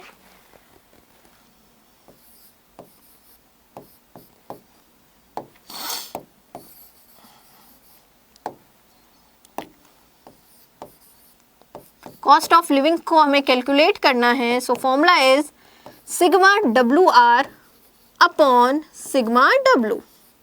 अब बच्चों सिग्मा WR कितना आया है, इतना आया है मैम 18,459.47 अपॉन 100। सो मैम यहाँ पे इसको सॉल्व करेंगे तो कितना आ जाएगा, यहाँ पे आ जाएगा हमारे पास 84.59 आ जाएगा, है ना बच्चों, 84.59 आ जाएगा। अब बच्चों इसमें क्या है, जैसे कि हम पहले क्वेश्चंस में करते थे। सो मैम अगर हम देखें सो मैम इसमें हमारा क्या होता है, बेस ईयर की प्राइस भी इंक्लूड होती है, यानी 100 भी इंक्लूड है। सो मैम यहाँ पे हम क्या करेंगे, यहाँ पे सिंपल है 184.59 में से हमें 100 को लेस करना है। सो अगर हम देखेंगे एक्चुअल कितना चेंजेस आया है, एक्चुअल कितनी यहाँ पे बच्चों चेंजेस आया है CPI में। सो यहाँ पे मैम 84.59% का क्या हुआ है बच्चों, चेंजेस हमें देखने को मिल रहा है। ठीक है, यहाँ पे दोनों टाइम पीरियड में मैम कितना CPI चेंज हुआ है, अगर हम बोले तो हमारे इंडेक्स नंबर जो है ये आया है, और हमारा हमें चेंजेस देखने को मिल रहा है मैम कितना 84.59 का हमें चेंजेस देखने को मिल रहा है। ठीक है बच्चों, ये हमारा पूरा क्वेश्चन हो गया। अब बच्चों आगे बढ़ते हैं, अगला क्वेश्चन क्या कह रहा है। अगला क्वेश्चन कह रहा है ma'am read the following table carefully and give your comments. ठीक है बच्चों, हमें एक टेबल दी हुई है जिसमें हमें इसको केयरफुली क्या करना है, देखना है। ठीक है, रीड करना है, और बच्चों यहाँ पे हमें इसका क्या करना है, कमेंट भी लिखना है। सो मैम यहाँ पे हमें दिया हुआ है index of industrial production base 1994। ठीक है, इंडस्ट्रियल प्रोडक्शन गिवन है बच्चों बेस ईयर जो है 1993 और 94 का जो है बच्चों। यहाँ पे कौन सी यहाँ पे प्रोडक्शन दिया हुआ है, जनरल इंडेक्स है, माइनिंग एंड क्वायरिंग है, मैन्युफैक्चरिंग है, और इलेक्ट्रिसिटी है। ठीक है, वेट इन परसेंटेज दिया हुआ है, जनरल इंडेक्स को 100% है, माइनिंग और क्वायरिंग को 10.73 है, मैन्युफैक्चरिंग को है बच्चों 79.58 है मैम, इलेक्ट्रिसिटी को है 10.69। 1996 और 7 का हमें इंडेक्स दिया हुआ है, और हमें 2003 और 4 का भी इंडेक्स दिया हुआ है, इंडेक्स की वैल्यू दी हुई है। सो बच्चों अगर हम जनरल इंडेक्स में देखें सो हमारा जो बेस ईयर है बच्चों उसकी वैल्यू थी 130.8, वहीं बच्चों 2003 और 4 में यही वैल्यू इंक्रीज होकर कितनी हो गई, 189 हो गई। माइनिंग और क्वायरिंग की बात करें मैम, सो यहाँ पे 1996 और 7 में जो वैल्यू थी वो थी 118.2। वहीं बच्चों 2003 और 4 में देखेंगे वैल्यू चेंज हो गई, कितनी हो गई 146.9। वहीं बच्चों मैन्युफैक्चरिंग की बात करेंगे तो मैन्युफैक्चरिंग की वैल्यू कितनी थी 133.6 थी। वहीं 2003 और 4 में कितनी हो गई 196.6 हो गई। वहीं बच्चों इलेक्ट्रिसिटी बात करेंगे तो 1996 में कितनी थी 122 थी, 2003 और 4 में कितनी थी 172.4 थी। ये हमने देखा। अब बच्चों इसका एनालिसिस कर लेते हैं। सबसे पहले तो बेस ईयर क्या है, बेस ईयर ऑलरेडी गिवन है मैम, बेस ईयर 1993 और 4 गिवन है। अब बच्चों अगर हम इन तीनों को, अगर हम इंडस्ट्री प्रोडक्शन की बात करें तो सबसे ज्यादा वेटेज किसको गिवन है? सो मैम अगर हम देखें तो मैन्युफैक्चरिंग जो है उसको सबसे ज्यादा वेटेज गिवन है 79.58। और मैम यहाँ पे उसकी वैल्यू ऑफ इंडेक्स में भी देखें तो मैन्युफैक्चरिंग की जो वैल्यू ऑफ इंडेक्स है वो भी सबसे ज्यादा है 133.6। वहीं 2003 और 4 में भी सबसे ज्यादा वैल्यू है 196.6। ठीक है मैम। उसके बाद में अगर हम बात करें तो इंडस्ट्री में हमने क्या लिए हैं यहाँ पे, प्रोडक्शन जनरल इंडेक्स लिए, माइनिंग एंड क्वायरिंग लिए, मैन्युफैक्चरिंग लिए और इलेक्ट्रिसिटी लिए, और इनका डिफरेंट वेट गिवन है। जनरल इंडेक्स में अगर हम बात करें उनको 100% वेट गिवन है। सो अगर हम बच्चों यहाँ पे एनालिसिस करते हैं, हमारा जो कंक्लूजन होगा वो कैसा होगा, अगर हम एनालाइज किया हमने टेबल में, सो manufacturing industry has the highest weightage of 79.58%। In index of industrial production IIP, while mining and quarrying and electricity industries account for 10.93, 10.73% and 10.69% respectively. Next है बच्चों, manufacturing industry has registered the highest growth among all industrial sector in both year 1996 and 7 and 2003 और 4। वहीं बच्चों अगर हम manufacturing industry की बात करें जो कि ऑल इंडस्ट्रियल सेक्टर में है बच्चों, अगर हम दोनों ही ईयर बेस ईयर और करंट ईयर में देखें 1996 और 97, वही मैम अगर 2003 और 4 की बात करें, सो हाईएस्ट जो ग्रोथ है मैम वो कौन सी इंडस्ट्री दे रही थी, मैन्युफैक्चरिंग इंडस्ट्री दे रही थी। नेक्स्ट है बच्चों, mining and enquiring has registered the lowest growth rate in both the year. वहीं बच्चों अगर माइनिंग एंड क्वायरिंग की बात करें सो दोनों ही ईयर में इसकी जो ग्रोथ रेट थी बच्चों क्या थी, सबसे कम थी। देखो यहाँ पे माइनिंग एंड क्वायरिंग कितनी थी, यहाँ पे 1996 में 118.2 थी। वहीं बच्चों 2003 और 4 में भी कितनी थी 146.9 थी। अगर बच्चों मैन्युफैक्चरिंग और इलेक्ट्रिसिटी से इसका कंपेयर करें सो यहाँ पे सबसे कम क्या है, माइनिंग और क्वायरिंग है। तीनों का कंपैरिजन करते हैं, इलेक्ट्रिसिटी मीडियम में, ठीक है, ना ज्यादा है ना कम है, बीच में। ठीक है बच्चों, सो ये हमने एनालाइज किया ma'am. Okay, the general index showed the industrial increase by 30.8% in 1996 or 7 as compared to 93 and 4 by the 89% in 2003 और 4। अगर हम बच्चों जनरल इंडेक्स की बात करें जो हमारे इंडस्ट्रियल इंक्रीज को दिखा रही है, सो मैम अगर देखें इंक्रीज कितनी हुई है, इंडस्ट्रियल इंक्रीज हुआ है मैम 30.8% से इंक्रीज हुआ है 1996-7 में। अगर हम 2003 और 4 का कंपैरिजन करें, और मैम यहाँ 89% जो है वो इंक्रीज हुआ है 2003 और 4 में जनरल इंडेक्स किसकी, इंडस्ट्रियल इंक्रीज की। ठीक है, कंपैरिजन कैसे करना है, 1996 का कंपैरिजन कैसे किया है हमने, 1993 से किया है। वही मैम 2003 और 4 का कंपैरिजन किया है हमने 1996 और 7 से किया है। सो मैम यहाँ पे जो ये टेबल वाला जो कंपैरिजन वाला क्वेश्चन है, आई होप सो बच्चों कि आप इसको बिल्कुल करेक्ट करके आओगे। कुछ भी नहीं है बच्चों, हमें सिर्फ इंडेक्स को देखना है और बच्चों यहाँ पे उसको ढंग से एनालाइज करना है और उसको ढंग से इंटरप्रेट करना है। इसमें कुछ ऐसा कोई क्वेश्चन नहीं है कि जिसको आप पढ़ के जाना ही है, ये तो क्वेश्चन दिया हुआ है ऑलरेडी, उसी को हमें क्या करना है, इंटरप्रेट करना है। ठीक है बच्चों, नेक्स्ट क्वेश्चन है बच्चों क्वेश्चन नंबर 16। क्वेश्चन नंबर 16 क्या कहता है जरा देखें सही। Try to list the important item of a consumption in your family. अच्छा, ये वाला जो क्वेश्चन है बच्चों जनरल क्वेश्चन है, आप खुद इसको अपनी लैंग्वेज में लिख सकते हो। आप अपने घर में जो कंजप्शन होता है बच्चों उसमें आपके घर के कंजप्शन के लिए या आपकी फैमिली कंजप्शन के लिए कौन कौन से आइटम्स जो है इंपॉर्टेंट है, आप उनको लिख सकते हो अपने अकॉर्डिंग। हर बच्चे का जो है आंसर अलग अलग होता है। जैसे मेरे घर में जो जो चीज़ें इंपॉर्टेंट होती है, वो क्या क्या इंपॉर्टेंट है, मैंने उसके बारे में लिखा है। ठीक है, the following item consist of a total consumption need for a family. General family के लिए बच्चों कौन कौन से आइटम जो है कंपल्सरी या फिर कंजप्शन की नीड होती है एवरी फैमिली को, जनरल फैमिली को। सो अगर हम बात करें, फूड की जरूरत होती है, क्लोथिंग की जरूरत होती है, house rent, EMI of housing loan अगर ले रखा है तो, अगर नहीं है अपना खुद का घर है तो बच्चों यहाँ पे इसकी जरूरत नहीं होगी। Education, electricity, entertainment and reaction and बच्चों मिसलेनियस एक्सपेंडिचर। बहुत सारे देखो फैमिली टू फैमिली एक्सपेंडिचर जो होते हैं बच्चों वेरी करते हैं। अब मेरी फैमिली में जो एक्सपेंडिचर है जरूरी नहीं है कि आपकी फैमिली में हो, और आपकी फैमिली में जो एक्सपेंडिचर है जरूरी नहीं है आपके फ्रेंड की फैमिली में भी वो हो। सो बच्चों जो फैमिली नीड के अकॉर्डिंग यहाँ पे क्या होते हैं, एक्सपेंडिचर भी उनका चेंज होता रहता है। ठीक है, वैसे ये जो क्वेश्चन है बच्चों आप अपनी लैंग्वेज में करना, और इसका मुझे कमेंट बॉक्स में आंसर भी बताना कि कौन कौन से इंपॉर्टेंट आइटम्स है बच्चों कंजप्शन के लिए जो आपकी फैमिली की लिस्ट में इंक्लूड होते हैं। कोई भी 5 आइटम्स बता देना। ठीक है बच्चों, ऑलरेडी इनके अलावा ये तो जर्नल है, इनके अलावा आपको बताने।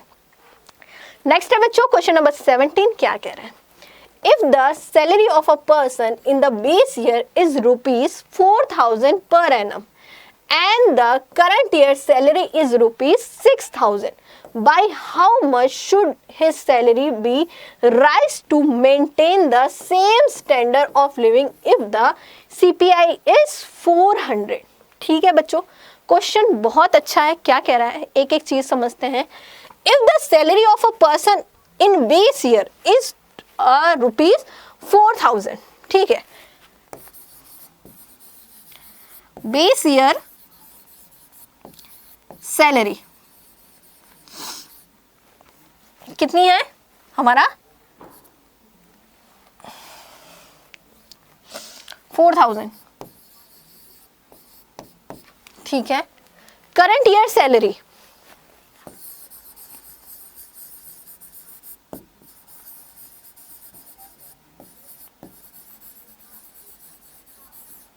करंट ईयर की सैलरी कितनी है बच्चों 6,000, ठीक है। Okay, how much should his salary be rise to maintain the same standard of living if CPI is 400। ठीक है बच्चों, यहाँ पे सीपीआई अगर 400 है बच्चों तो सेम स्टैंडर्ड ऑफ लिविंग के लिए कितनी सैलरी जो है बच्चों वो होनी चाहिए, सेम स्टैंडर्ड ऑफ लिविंग के लिए कितनी मेंटेन, यहाँ पे सेम कॉस्ट ऑफ लिविंग के लिए बच्चों यहाँ पे कितनी स्टैंडर्ड ऑफ सैलरी होनी चाहिए, ये हम देखेंगे। ठीक है बच्चों, सो अगर हम बात करें मैम, सो यहाँ पे अगर हम देखें, ठीक है, सो मैम अगर हम बेस ईयर की बात करें, बेस ईयर जो है हमारा, बेस ईयर की जो इंडेक्स वैल्यू है वो कितनी होती है,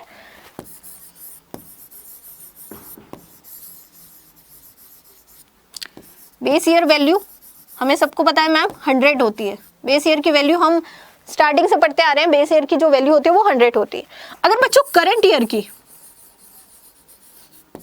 करंट सीपीआई जो है ये बेस ईयर सीपीआई है, ठीक है, यहां पे लिख देती हूँ,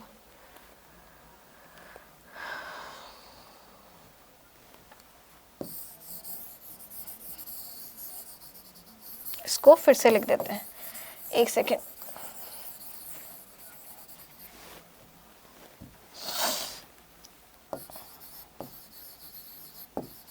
बेस ईयर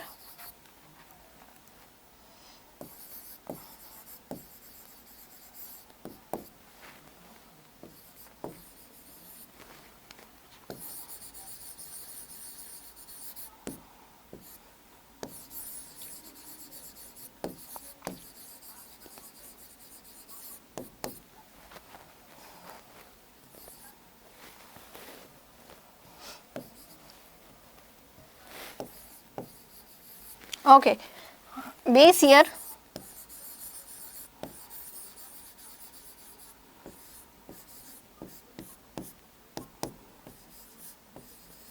ओके,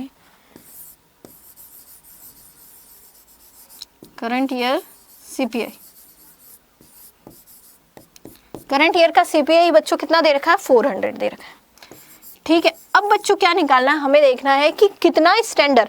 अगर हम देखें 20 ईयर की सैलरी के बेसिस पे, तो यहाँ पे जो स्टैंडर्ड होगा बच्चों करंट ईयर में, अगर ये सीपीआई दिया हुआ है तो कितना स्टैंडर्ड मेंटेन होना चाहिए। सो बच्चों निकालेंगे कैसे, अगर हमें कॉस्ट ऑफ लिविंग निकालना है, कॉस्ट ऑफ लिविंग तो वैसे दिया हुआ है, सीपीआई दिया हुआ है। अब बच्चों अगर हम स्टैंडर्ड को देखें सो कैसे निकालेंगे, सिंपल सा है मैम, 20 ईयर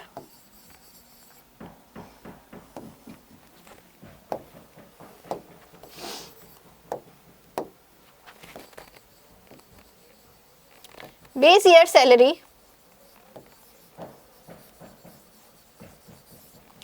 अपॉन, एक सेकेंड, हाँ इसको थोड़ा सा स्पेस कम पड़ गया बच्चों हमारा।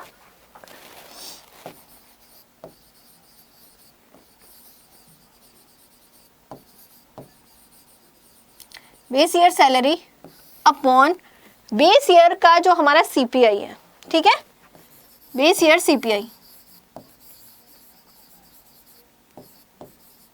CPI multiply current year CPI. ठीक है बच्चों, इससे हमें क्या निकालना है, इसकी वैल्यू निकालनी है। ठीक है, बेस ईयर की जो सैलरी है अपॉन में जो बेस ईयर का जो सीपीआई जो कि हमारा 100 है बच्चों, वैल्यूज जो है, और उसको मल्टीप्लाई करना है हमें करंट ईयर की सीपीआई से। सो बच्चों बेस ईयर की जो सैलरी है वो कितनी है मैम, यहाँ पे अगर हम देखें तो 4000 है। सो मैम करेंगे इसको सॉल्व, 4000 अपॉन में मैम आ जाएगा बेस ईयर कितना, 100।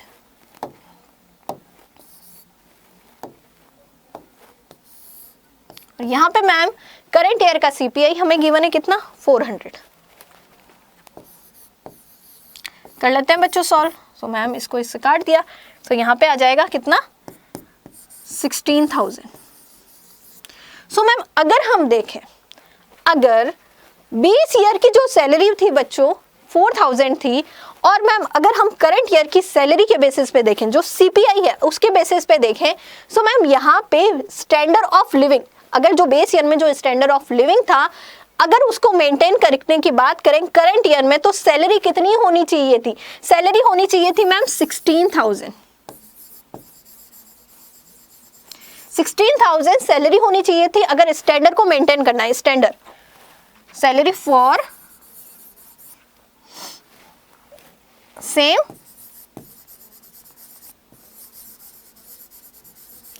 Standard of living. ठीक है, इतनी सैलरी होनी चाहिए थी, पर है कितनी एक्चुअल में, है कितनी, सो मैम है तो सिर्फ 6000, है तो सिर्फ 6000। अरे भाई करंट ईयर की सैलरी है कितनी, 6000, होनी कितनी चाहिए थी, 16,000 होनी चाहिए थी, है कितनी 6000। तो मैम इंक्रीमेंट कितना होना चाहिए था, एक्चुअली इंक्रीज होना चाहिए 10,000 का।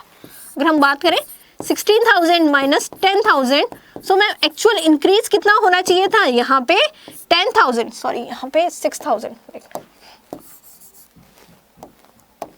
माइनस 6,000। सो मैम यहाँ पे एक्चुअल में इंक्रीज होना चाहिए था सैलरी में 10,000 का इंक्रीज होना चाहिए था, तब जाके क्या होता है, ये जो सेम जो बेस ईयर में जो स्टैंडर्ड ऑफ लिविंग था, same standard of living current year में भी मेंटेन रहता अगर 6,000 सैलरी होती तो, अकॉर्डिंग अगर ये जो सीपीआई जो है बच्चों 400 होता तो। सो बच्चों ये था हमारे क्वेश्चन नंबर 17 का क्वेश्चन का आंसर जो हमने किया, ये हमने सॉल्व किया है बच्चों, यहाँ पे देख लो, इसको हमने क्वेश्चन को सॉल्व किया। अब बच्चों बढ़ते हैं आगे, अगला क्वेश्चन क्या कह रहा है, अगला क्वेश्चन कह रहा है the consumer price index for June 2005 was 125, the food index was 120 and that for other item. What is the percentage of the total weight given to the food? So बच्चों इसको निकालेंगे। सो यहाँ पे हमने इसको कैटेगराइज कर दिया। सो मैम यहाँ पे कंज्यूमर प्राइस इंडेक्स दी हुई है, सीपीआई दिया हुआ है 2005 का, जून 2005 का दिया हुआ है मैम, किसका किसका, फूड का दिया हुआ और अदर आइटम्स का दिया हुआ है। सो बच्चों यहाँ पे वेट वगैरह कुछ भी गिवन नहीं है, ठीक है, हमें डायरेक्ट फूड इंडेक्स दिया हुआ है और जो अदर इंडेक्स है वो दिया हुआ है। जैसे फूड का बच्चों इंडेक्स दिया हुआ है 120 एंड अदर इंडेक्स दिया हुआ है मैम यहाँ पे 135। सीपीआई ऑलरेडी गिवन है, देखो सीपीआई गिवन है कितना है, 125 है, फूड का इंडेक्स गिवन है मैम कितना है, 120। फूड का गिवन है 120। वही मैम अदर आइटम्स जो है, अदर का इंडेक्स गिवन है मैम 135। ठीक है मैम, गिवन है। वेट बच्चों नहीं दे रखा है, वेट नहीं दे रखा है। सो हम यहाँ पे टोटल वेट जो है, what is the percentage of the total weight given to the food, कि यहाँ पे बच्चों हमें देखना है कि यहाँ पे टोटल वेट जो है बच्चों कितना गिवन है। ठीक है, फूड में कितना गिवन है ये देखना है। सो यहाँ पे ना तो हमें मैम फूड का वेट पता है, ना ही अदर आइटम्स का वेट पता है, नहीं पता है ना। सो मैम हमने उनको क्या लिख लिया, हमने W1 और W2 से लिख लिया, और हमने अज्यूम किया है कि टोटल वेट जो है मैम वो कितना है, 100 है। टोटल वेट कितना है हमारा, 100 है, यानी सिग्मा W है 100, और यहाँ पे फूड को हमने W1 से डिनोट किया है, अदर आइटम्स को हमने, जो अदर आइटम्स का वेट है उसको W2 से डिनोट किया है। अब बच्चों हम क्या इसको वेट इंडेक्स को ऐसे भी लिख सकते हैं, जो वेट और इंडेक्स, यानी हमने इन दोनों को मल्टीप्लाई करेंगे, वेट और इंडेक्स को मल्टीप्लाई करेंगे। सो क्या हम इसको ऐसे लिख सकते हैं 120 W1 और 135 W2, और या फिर अगर हम सिग्मा करें WI का तो इन दोनों को ऐड करके लिख सकते हैं, बिल्कुल लिख सकते हैं मैम। अब बच्चों इसको करते हैं सॉल्व, वेट भी तो निकालना है। सो मैम इसको सॉल्व करेंगे। सो हमने कहा कि मैम हमारा अगर हम CPI की वैल्यू निकालते हैं तो कैसे निकालते हैं, सिंपल सा है मैम। CPI की अगर हमें वैल्यू निकालनी है, अगर हमें कंज्यूमर प्राइस इंडेक्स निकालना है तो उसका फॉर्मूला क्या है बच्चों, sigma RW upon sigma W, ये हमारा फॉर्मूला है। सो बच्चों क्या हमारे पास सिग्मा RW है या क्या हमारे पास सिग्मा W है, तो हम कहेंगे नहीं मैम। सो अगर इसको हम लिखते हैं तो कैसे लिखेंगे, सो हमने सिग्मा RW की जगह हमने क्या लिख लिया, सिग्मा WI लिख लिया। ठीक है, हम क्या लिख लेंगे मैम, सिग्मा IW लिख लेंगे। सो यहाँ पे बच्चों ये जो इक्वेशन है इसको है जैसे कि जैसे हम वहां पे लिख देंगे। सो यहाँ पे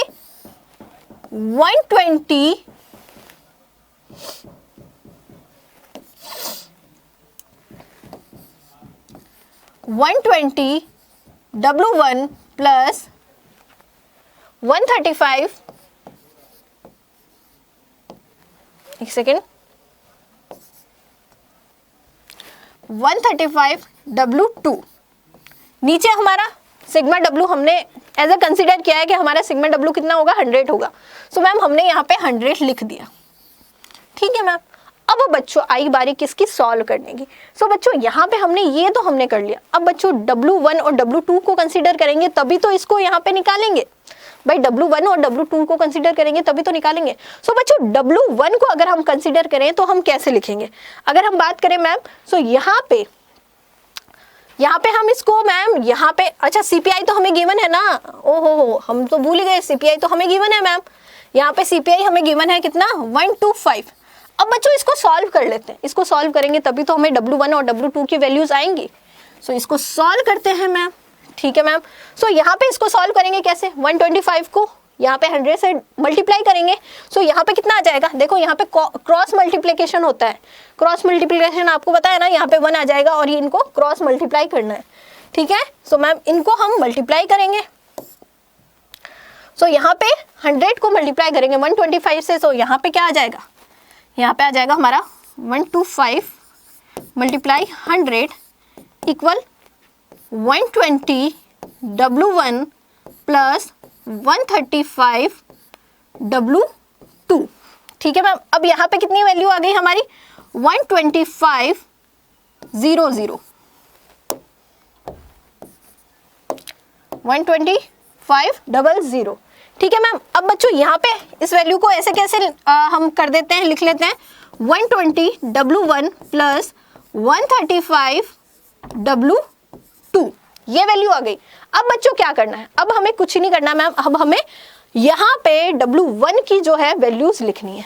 ठीक है मैम, अब बच्चों हमने क्या देखा है मैम, सिंपल सा है, अगर हम सिग्मा W की बात करें, सो सिग्मा W क्या होता है, इक्वल होता है मैम किसके, अगर हम बात करें सिग्मा W हो गया हमारा W1 प्लस W2 का, यहाँ पे इक्वल क्या हो गया, सिग्मा W हो गया। या फिर बच्चों क्या हम इसको ऐसे लिख सकते हैं, क्या हम इसको ऐसे लिख सकते हैं क्या, कि यहाँ पे अगर हमें W की वैल्यू, W1 की वैल्यू निकालनी है, अगर हमें W1 की वैल्यू निकालनी है तो क्या हम ऐसे लिख सकते हैं 100 माइनस W2, 100 माइनस W2 निकालेंगे तब तो W1 की वैल्यू आई जाएगी, क्योंकि मैम हमने W1 और W2 को ऐड किया तो वो 100 के इक्वल है। देखो यहाँ पे ये क्या है, 100 हमारा किसके इक्वल है।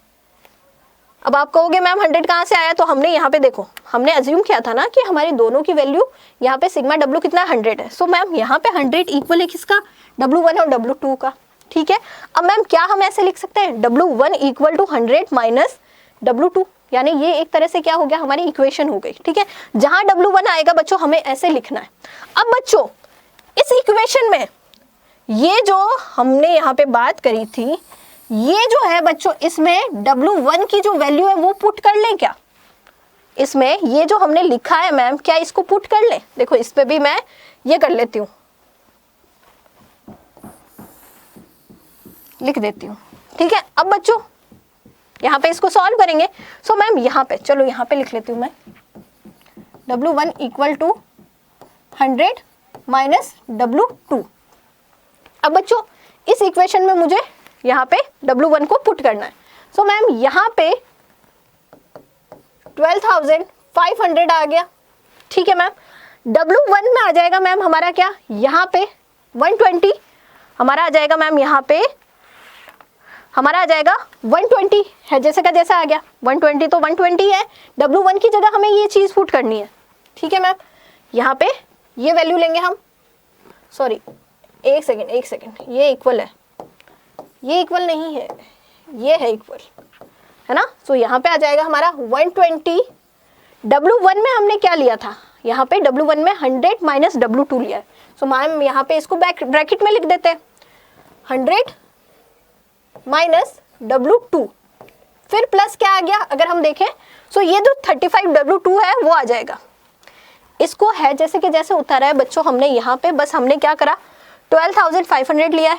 ठीक है मैम, 120 है जैसा का जैसा आ गया। ठीक है मैम, W1 की जगह मैम हमने क्या करा, ये इक्वेशन रख दी, समझ में आ गया ना। W1 की जगह हमने ये इक्वेशन रख दी मैम, तो 100 माइनस W2 है जैसे कि जैसे इक्वेशन रख दी। अब आप कहोगे मैम W1 क्यों नहीं लिया, तो W1 की जगह ये इक्वेशन आई है। ठीक है बच्चों, अब यहाँ पे प्लस ये आ जाएगा 135 एंड W2। इतना क्लियर है, इतना क्लियर है बच्चों। अब क्या करना है, अब बच्चों सॉल्व करना है। ठीक है, क्या करना है, इसको सॉल्व करना है। सो बच्चों सॉल्व कर लेते हैं, 12,500 इक्वल टू क्या करना है, मल्टीप्लाई करना है। मल्टीप्लाई ही तो होता है, जब कोई भी कोष्टक खुलता है बच्चों तो क्या होता है, मल्टीप्लाई होता है मैम। सो यहाँ पे क्या हो जाएगा, मल्टीप्लाई हो जाएगा। सो यहाँ पे कितना 12,000 माइनस W2 को बच्चों 120 से, यहाँ पे W2 को 120 से मल्टीप्लाई करेंगे तो कितना आएगा, यहाँ पे आ जाएगा 120 W2 प्लस 135 W2 आ जाएगा। ठीक है मैम, यहाँ पे अब क्या करना है, अब सिंपल सा है बच्चों, इसको इससे माइनस करना है। और यहाँ पे हम देखेंगे बच्चों, यहाँ पे इनकी भी वैल्यू क्या हो गई, माइनस प्लस क्या हो जाएगा, माइनस हो जाएगा। ठीक है, सो बच्चों यहाँ पे ये 12,000 जो है इधर आ गया। सो मैम यहाँ पे आ जाएगा 12,500 माइनस यहाँ पे हो जाएगा 12,000 और यहाँ पे इक्वल हो जाएगा। अब ये जो वैल्यू है बच्चों -20 है और मैम यहाँ पे 135 है, तो यहाँ पे भी क्या होगा -120 W2 प्लस 135 W2, इनको भी आपस में माइनस करना है हमें। ठीक है, क्योंकि माइनस प्लस की वैल्यू माइनस में होती है। सो मैम यहाँ पे हमने माइनस किया तो यहाँ पे कितना आएगा, 500 आएगा। 12,500 को 12,000 से माइनस करो, कितना आएगा, 500 आएगा। अब बच्चों 120 W2 को 135 से माइनस करो, कितना आएगा, 15 आएगा, है ना। 15 W2 आ जाएगा, 15 W2 आ गया मैम। अब बच्चों क्या करना है, सिंपल सा है मैम, ये देखो W2 इक्वल टू यहाँ पे आ जाएगा मैम हमारा 500 अपॉन 15। ठीक है, ये हमने कर लिया मैम। अब बच्चों इसको इससे डिवाइड कर दो, इसको इससे डिवाइड करेंगे मैम। सो यहाँ पे कितना आएगा, यहाँ पे आ जाएगा मैम हमारा 33.33। W2 की वैल्यू आ चुकी है, W2 की वैल्यू क्या हो गई, आ चुकी है। अब W2 की वैल्यू आ गई तो W1 की भी वैल्यू निकाल लेते हैं। W2 की वैल्यू आ गई है बच्चों। अगर हम बात करें W1 की वैल्यू कैसे निकालनी है, सिंपल है मैम, 100 माइनस W2।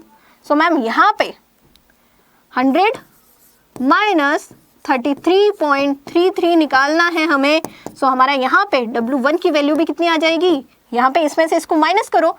सो 66.67 हमारी क्या आ गई, W1 की वैल्यू आ गई। सो बच्चों फूड पे यहाँ पे कितना वेटेज गिवन है, फूड को 67.67 गिवन है। वही मैम अगर हम बात करें अदर जो आइटम है उनको कितनी वैल्यूज गिवन है, यहाँ पे 33.33 वैल्यूज गिवन है। अब बच्चों सिंपल है, हमें सीपीआई को कैलकुलेट करना है, ये इजी है।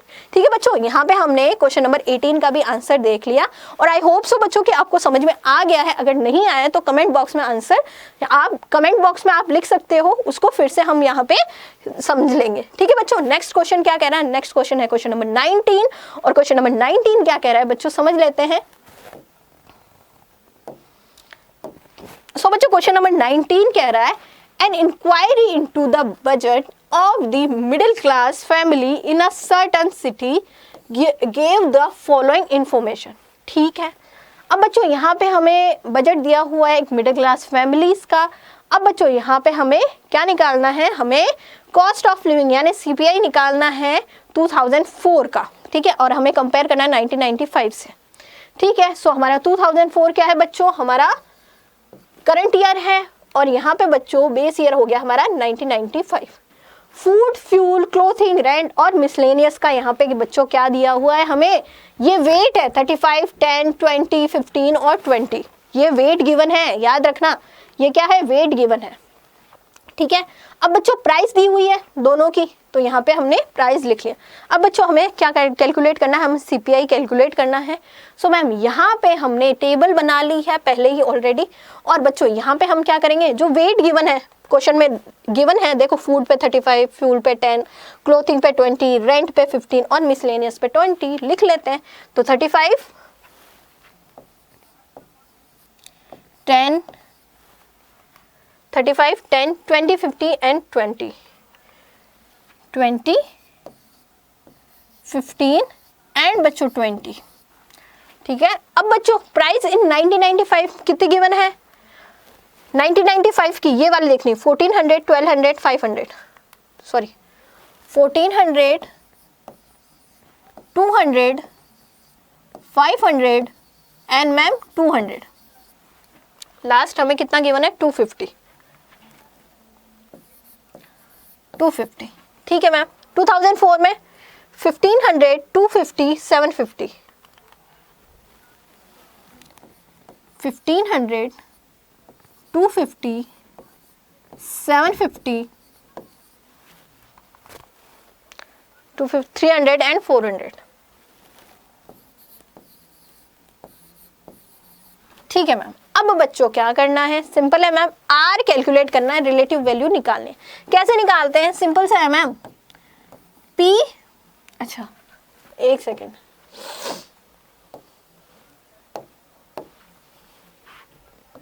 P1 upon P0। यहाँ पे थोड़ी सी जगह कम है बच्चों, इसको थोड़ा सा ऐसे लिख लेते हैं, P1 अपॉन P0 मल्टीप्लाई 100। ठीक है, यानी कि ये हमारा P1 है, ये हमारा हो गया P0। 1500 अपॉन में 1400 मल्टीप्लाई करना है किससे, 100 से। ठीक है बच्चों, W हमें वैसे भी गिवन है। अब बच्चों हमें क्या निकालना है, रिलेटिव प्राइस निकालनी है, तो निकाल लेते हैं। सो बच्चों यहाँ पे इसकी जो रिलेटिव प्राइस आएगी वो कितनी आएगी, 107.14। ठीक है, इसकी रिलेटिव प्राइस आ गई। अब बच्चों 250 अपॉन में 200 करो और मल्टीप्लाई कर दो 100 से। सो यहाँ पे आ जाएगा बच्चों, यहाँ पे 125। 750 अपॉन में 500 करो और मल्टीप्लाई कर दो 100 से। 700 अपॉन में 500 करो और बच्चों मल्टीप्लाई कर दो 100 से, तो यहाँ कितना आएगा, 150 आ जाएगा। सेम 300 अपॉन में 200 करो और मल्टीप्लाई कर दो बच्चों 100 से, तो यहाँ पे कितना आएगा, 150। अगेन 400 अपॉन में 250 करो और मैम यहाँ पे क्या करो, मल्टीप्लाई कर दो 100 से, तो यहाँ पे आ जाएगा 180। आर की वैल्यू निकल चुकी है बच्चों। अब क्या करना है, अब हमें वेट को मल्टीप्लाई करना है। ये W है, ध्यान रखना W है। ठीक है। अब बच्चों वेट को मल्टीप्लाई करना है किससे, रिलेटिव वैल्यू से। तो मैम 35 को 107.14 से मल्टीप्लाई कर दो। सो जब मल्टीप्लाई करेंगे सो मैम यहाँ पे आ जाएगा 3749.9, ठीक है। 10 को मल्टीप्लाई करो 1215 से, सो मैम यहाँ पे आ जाएगा हमारा 250। 20 को मल्टीप्लाई कर दो 150 से, तो यहाँ पे आ जाएगा हमारा 3000। 150 को मल्टीप्लाई कर दो 15 से, तो यहाँ पे आ जाएगा बच्चों 2250। 180 को मल्टीप्लाई कर दो 20 से, सो यहाँ पे आ जाएगा बच्चों 3200, ठीक है। अब क्या करना है, अब तो मैम सम करना है, ठीक है। ये हमारा हो गया सिग्मा WR, सम करना है बच्चों, इनका सम करना है। और वेट का अगर हम सम करेंगे तो यहाँ पे 100 आएगा, यहाँ पे वेट का सम हमारा कितना आएगा, 100 आएगा। अब बच्चों इनका सम कर लेते हैं, तो बच्चों जल्दी से कैलकुलेट करके बताओ कितना होगा, जल्दी से कैलकुलेट करके बताओ, सम करो कितना होगा।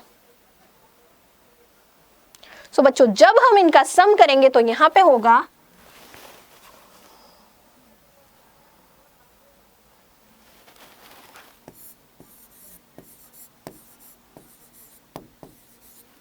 13,449.9, ठीक है। ये हमारा WR का सम हो जाएगा। और वेट का हमारा सम हो गया बच्चों यहाँ पे कितना, 100। अब क्या करना है, अब तो CPI निकालना है मैम। सो CPI हमारा कैसे निकलेगा, CPI का फॉर्मूला क्या है, कॉस्ट ऑफ लिविंग का हमारा फॉर्मूला है, यानी हमारी कंज्यूमर प्राइस इंडेक्स का फॉर्मूला है sigma WR upon sigma W, है ना बच्चों। सो यहाँ पे आ जाएगा 13,449.9 का डिवाइड कर देंगे हम 100 से। 13,449 का 0.9 को हम यहाँ पे डिवाइड करेंगे 100 से। सो यहाँ पे मैम हमारी CPI की वैल्यू कितनी आ जाएगी, यहाँ पे हम इसको डिवाइड करेंगे तो यहाँ पे आ जाएगा 134.4, ठीक है। यहाँ पे आ जाएगा 134.4, यहाँ पे 5 भी लिख सकते हैं। सो मैम यहाँ पे हमारी CPI की वैल्यू निकल चुकी है 2004 के कंपैरिजन में, 2005 के कंपैरिजन में 2004 की हमारी जो CPI की वैल्यू है मैम निकल चुकी है। सो ये हमारा क्या हो गया, CPI हो गया कब का, 2004 का। अब मैम अगर हमें देखना है कि कितना चेंज हुआ है 1995 से 2004 में बच्चों CPI की वैल्यू में, या फिर कितना चेंजेस हुआ है, ये कैसे पता चलेगा। तो बेस ईयर की जो वैल्यू है उससे हमें इस वैल्यू को, जो ये CPI की वैल्यू है उसको माइनस करना है। सो बच्चों बेस ईयर की जो वैल्यू होती है, बेस ईयर की वैल्यू जो होती है मैम कितनी होती है, अगर हम कहें तो 100 होती है मैम। सो मैम यहाँ पे जो करंट ईयर की वैल्यू है, इंडेक्स वैल्यू, करंट ईयर की वैल्यू हमने कितनी निकाली, 134.4 निकाली। अब बच्चों क्या कैलकुलेट करना है हमें देखना है मैम चेंज कितना हुआ है। चेंज अगर हम देखेंगे तो कैसे देखेंगे, सिंपल सा है मैम, जो करंट ईयर की जो वैल्यू है 134.4 है, उसमें से मैम बेस ईयर की जो वैल्यू उसको माइनस कर देंगे, यानी 100 को हम माइनस कर देंगे।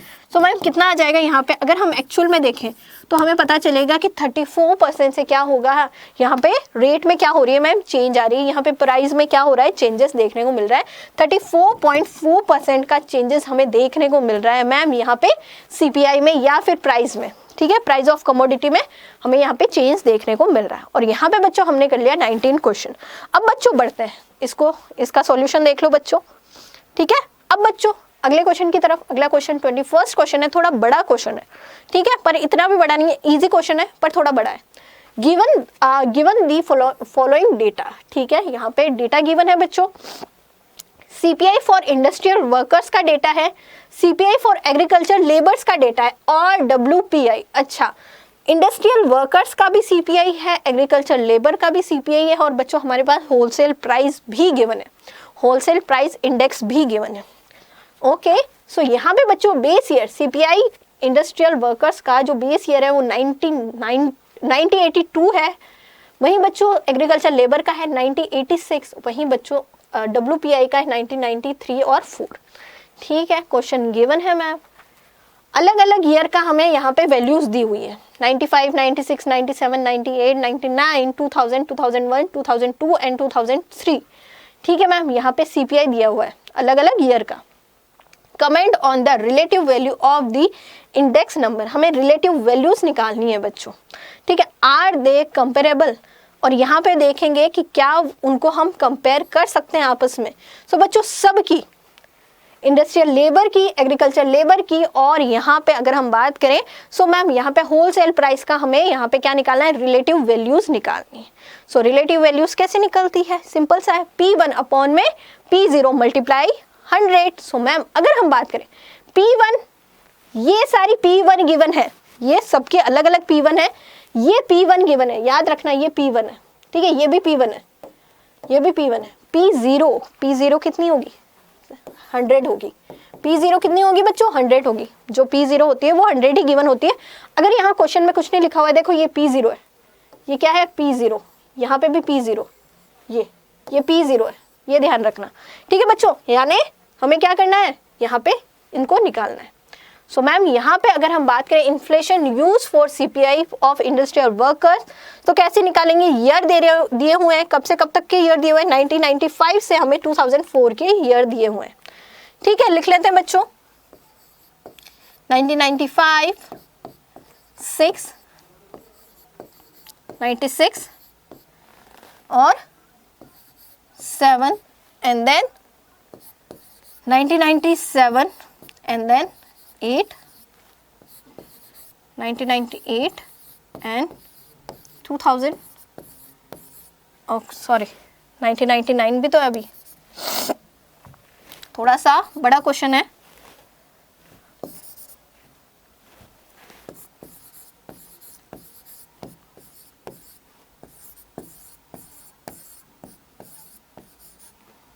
टू 2001, 02, 2002, 03, 2003, 04, क्या यही ईयर दिए हुए हैं, एक बार चेक कर लेते हैं, कोई रिपीट तो नहीं हो रहा है। 5, 6, 7, 8, 9, 2, 1, 2, 3। ठीक है मैम, CPI जो है वो देख लेते हैं, जो करंट ईयर का P1 दिया हुआ है, कितना दिया हुआ है, 313, 342, 366। तो मैम यहाँ पे एक एक करके लिखना पड़ेगा, 313, 342,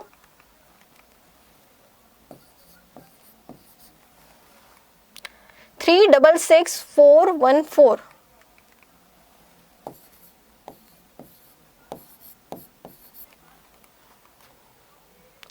428 and 444।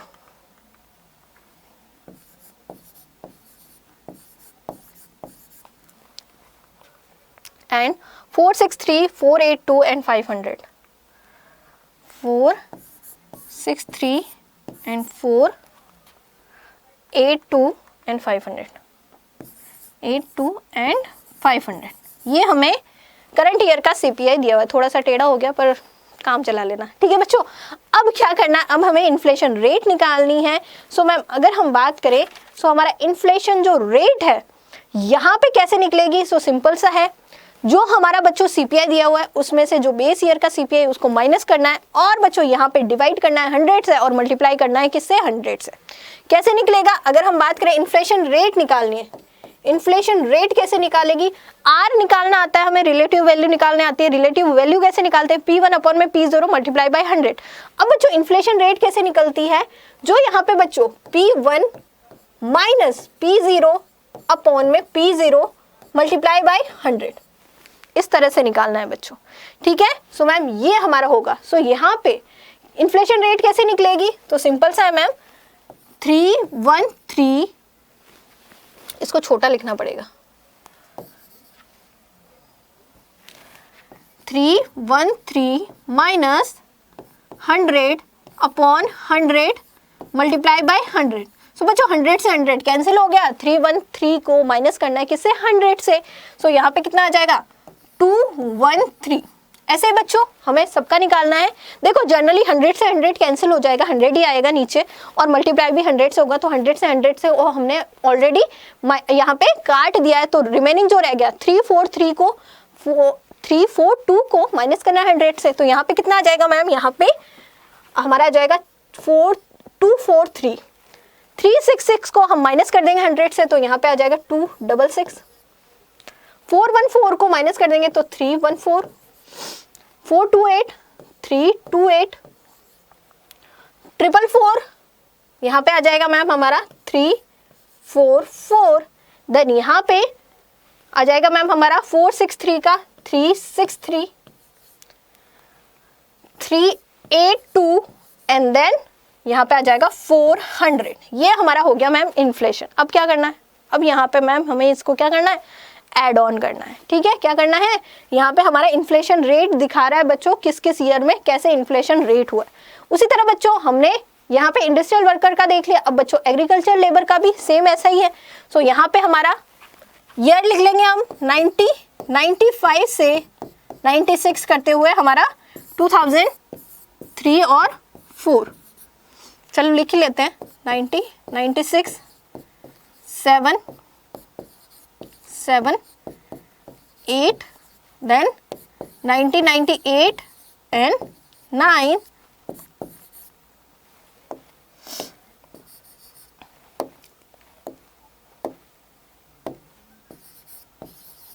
1999 and 00 and 2000 minus 01 and then 2001 minus 02 and then 2002 minus 03। Minus नहीं मतलब डैश, ठीक है, माइनस मत समझना, डैश है ये। CPI फॉर एग्रीकल्चर लेबर कितना है, सो मैम यहाँ पे देख लेते हैं 234256 234256 ओके 264 and 293 264 and 293 293 306 306 309 306 306 and 309। ठीक है, नेक्स्ट 319 and 331 319 and 331 319 and 331।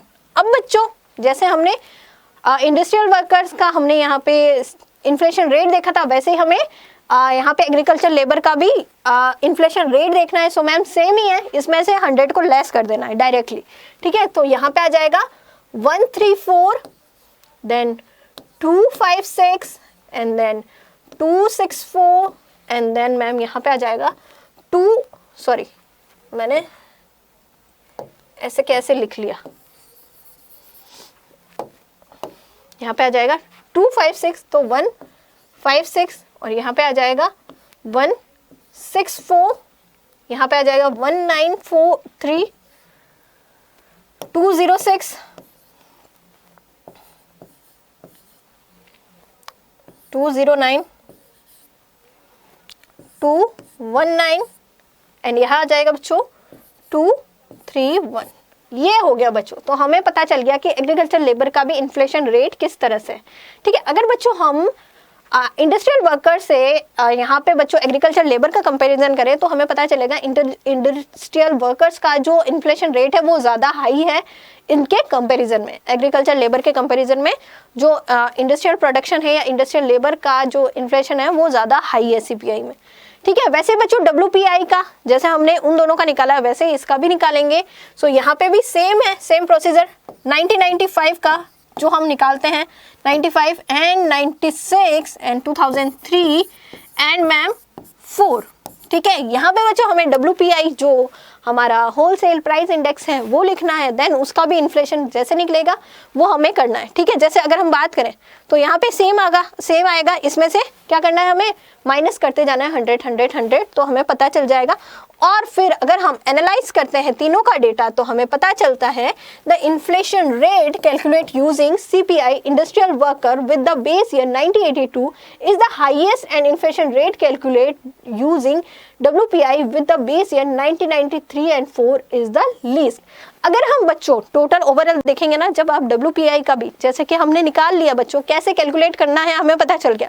अगर हम तीनों का कंपैरिजन करेंगे ना, तो सबसे हाईएस्ट जो बच्चों यहाँ पे इंडस्ट्रियल जो इन्फ्लेशन रेट है बच्चों, वो हमें देखने को मिलेगा इंडस्ट्रियल वर्कर्स का देखने को मिलेगा 1982 में।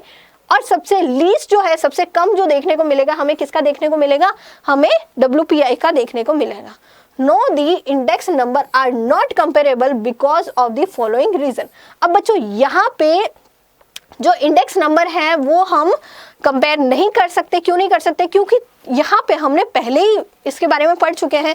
अलग अलग जो CPI है उनमें जो है कमोडिटी ऑफ बास्केट है वो अलग अलग होती है। सो हम सबको एक साथ कंपेयर नहीं कर सकते। कोई जैसे कि हम इंडस्ट्रियल वर्कर्स की बात करें, उनकी बच्चों का अगर हम बात करें कमोडिटी ऑफ बास्केट जो है वो अलग होगी, वहीं बच्चों जो एग्रीकल्चर लेबर है उनकी कमोडिटी ऑफ बास्केट अलग होगी। सो हम एक साथ इनको कंपेयर नहीं कर सकते। ठीक है बच्चों, अब बात करते हैं हमारा लास्ट क्वेश्चन, वो क्या कह रहा है। लास्ट क्वेश्चन कह रहा है the monthly expenditure rupees of the family on the some important item and the goods and service tax GST rate applicable for these item is as follows। ठीक है, यहाँ आइटम्स दिए हुए हैं, मंथली एक्सपेंडिचर्स दिए हुए हैं और GST रेट दी हुई है। ठीक है, अब बच्चों निकालना क्या है। सो यहाँ पे हमें क्या कैलकुलेट करना है, हमें यहाँ पे बच्चों कैलकुलेट करना है कि जो मंथली एक्सपेंडिचर में से GST कितना जाता है। ठीक है, यहाँ पे GST जो एवरेज टैक्स रेट है अगर हम उसको लगाएंगे, सो हमें एक्चुअली कितना इन्फ्लेशन होगा या एवरेज टैक्स रेट कितना पे करना पड़ेगा या एवरेज टैक्स रेट क्या होगी, ये कैलकुलेट करना है। सो बच्चों यहाँ पे हमें आइटम्स दिए हुए हैं 1 2 3 4 5 6 7 8 9 10 11 12 13। ठीक है, 13 आइटम्स गिवन है। अब बच्चों जो 13 आइटम्स गिवन है, चलो इनको एक एक करके लिख देते हैं। ठीक है, सो हमारे पास है आइटम्स और क्या गिवन है, monthly expenses and GST। Monthly expenses और GST गिवन है। अब बच्चों हमें इनका क्या करना है, कैटेगरी भी बनानी है। हमें कैटेगरी बनानी है। उसके बाद में हमें क्या करना है, इन कैटेगरी के अकॉर्डिंग यहाँ पे हमारी टैक्स रेट क्या होगी, टैक्स रेट देनी है। उसके बाद में हम देंगे बच्चों यहाँ पे क्या, हम यहाँ पे WX करेंगे। ठीक है मैम। अब बच्चों हमें क्या करना है, सबसे पहले आइटम को लिखना है, तो यहाँ पे सेरेलेक्स हो गया। ठीक है, एक एक आइटम को लिखना पड़ेगा। एग्स, ठीक है, हमारा आ गया यहाँ पे फिश।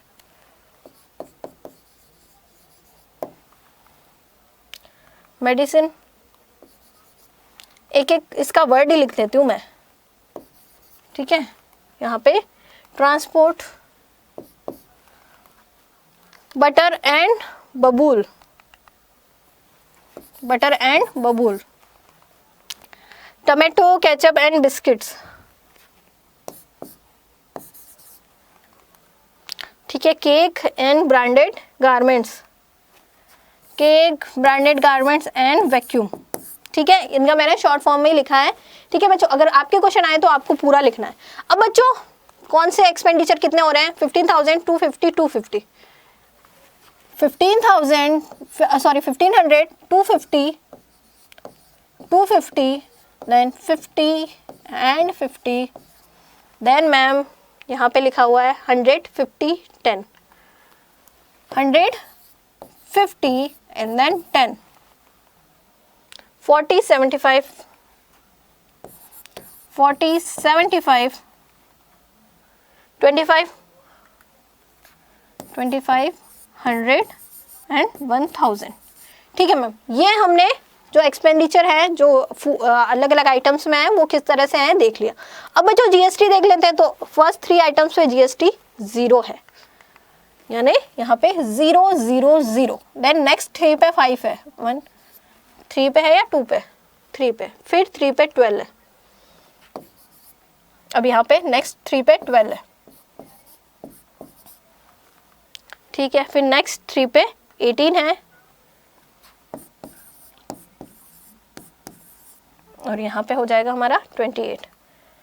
ओके सो बच्चों जो फैमिली एक्सपेंडिचर कर रही है उनका क्या एक्सपेंडिचर है और क्या जीएसटी है वो हमने लिख लिया ऑलरेडी। ये बच्चों क्वेश्चंस में गिवन है, हमने अब तक एक्चुअली कुछ नहीं किया है, अब बच्चों हम करेंगे। ठीक है, अब बच्चों क्या करना है, हमें कैटेगरीज करनी है। ठीक है, जो हमारा एक्सपेंडिचर है उसके अकॉर्डिंग कैटेगरी करनी है, टैक्स के अकॉर्डिंग कैटेगरी करनी है कि भाई जो जीएसटी में जीरो कैटेगरी की, यानी जीएसटी जहां जीरो लगा हुआ है, जो गुड्स एंड सर्विस टैक्स है जो जीरो कैटेगरी में आता है, उन आइटम्स को हम एक कैटेगरी में रख लेते हैं। मतलब इन तीनों को देखो यहाँ पे 0 है, इनको हम एक कैटेगरी में रख लेते हैं। ये हमारा कैटेगरी नंबर 1 है, हम इसको कैटेगरी नंबर 1 कह देते हैं। ये हमारा कैटेगरी नंबर 1 है मैम।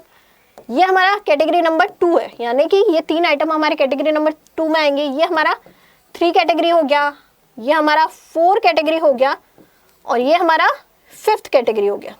ठीक है, ये हमारी कैटेगरी हो गई। यहाँ पे हम एक्सपेंडिचर वेट लिखेंगे, जो एक्सपेंडिचर का वेट होता है ना, इसको लिखते हैं एक्सपेंडिचर वेट। ये हमारा एक्सपेंडिचर का वेट हो गया। सो बच्चों सिंपल देखें तो जीरो कैटेगरी में हमारा टोटल एक्सपेंडिचर कितना हो रहा है, अगर हम तीनों का इंक्लूड करें, सो 1500, 250, 250 कितना हो गया 2000। ठीक है, तो यहाँ पे इसका कॉमन लिख देती हूँ, 2000 का यहाँ पे हमारा एक्सपेंडिचर हो रहा है। ठीक है बच्चों, एक्सपेंडिचर का वेट हो रहा है। इनमें 5% की कैटेगरी में मैम यहाँ पे कितना वेट जा रहा है, कितना हम एक्सपेंडिचर कर रहे हैं। सो मैम यहाँ पे 100, 50 एंड 50, यानी कितना हो गया यहाँ पे 200 हो गया। सो यहाँ पे 200 हो गया। ठीक है, ये ध्यान रखना, इन तीनों का एवरेज है। थर्ड कैटेगरी में 50, 10 एंड 40, सो मैम यहाँ पे कितना हो गया 100। देन 75, 25 एंड 100, सो यहाँ पे कितना हो गया 200। देन यहाँ पे मैम कितना हो जाएगा, लास्ट है, कितना हो जाएगा 1000। ये हमने कर लिया मैम, इतना हमें पता है। अब बच्चों क्या करना है, अब बच्चों जो टैक्स रेट है वो लिखनी है। अब बच्चों टैक्स रेट में हमें यहाँ पे जो ये 5% जो टैक्स रेट है वो अगर हम 100 से डिवाइड कर देंगे तो हमारा यहाँ पे कितना आएगा 0.05, तो हमें 100 से डिवाइड कर देना। यानी कि अगर हम टोटल टैक्स की बात करें तो टोटल टैक्स में हमारे इन जो आइटम्स है बच्चों, इन पे कितनी, यहाँ पे कितने % का हमें वेटेज गिवन है। तो बच्चों टैक्स रेट में अगर हम बात करें तो यहाँ पे तो 0 हो गया, तीनों में क्या होगा, यहाँ पे 0 होगा।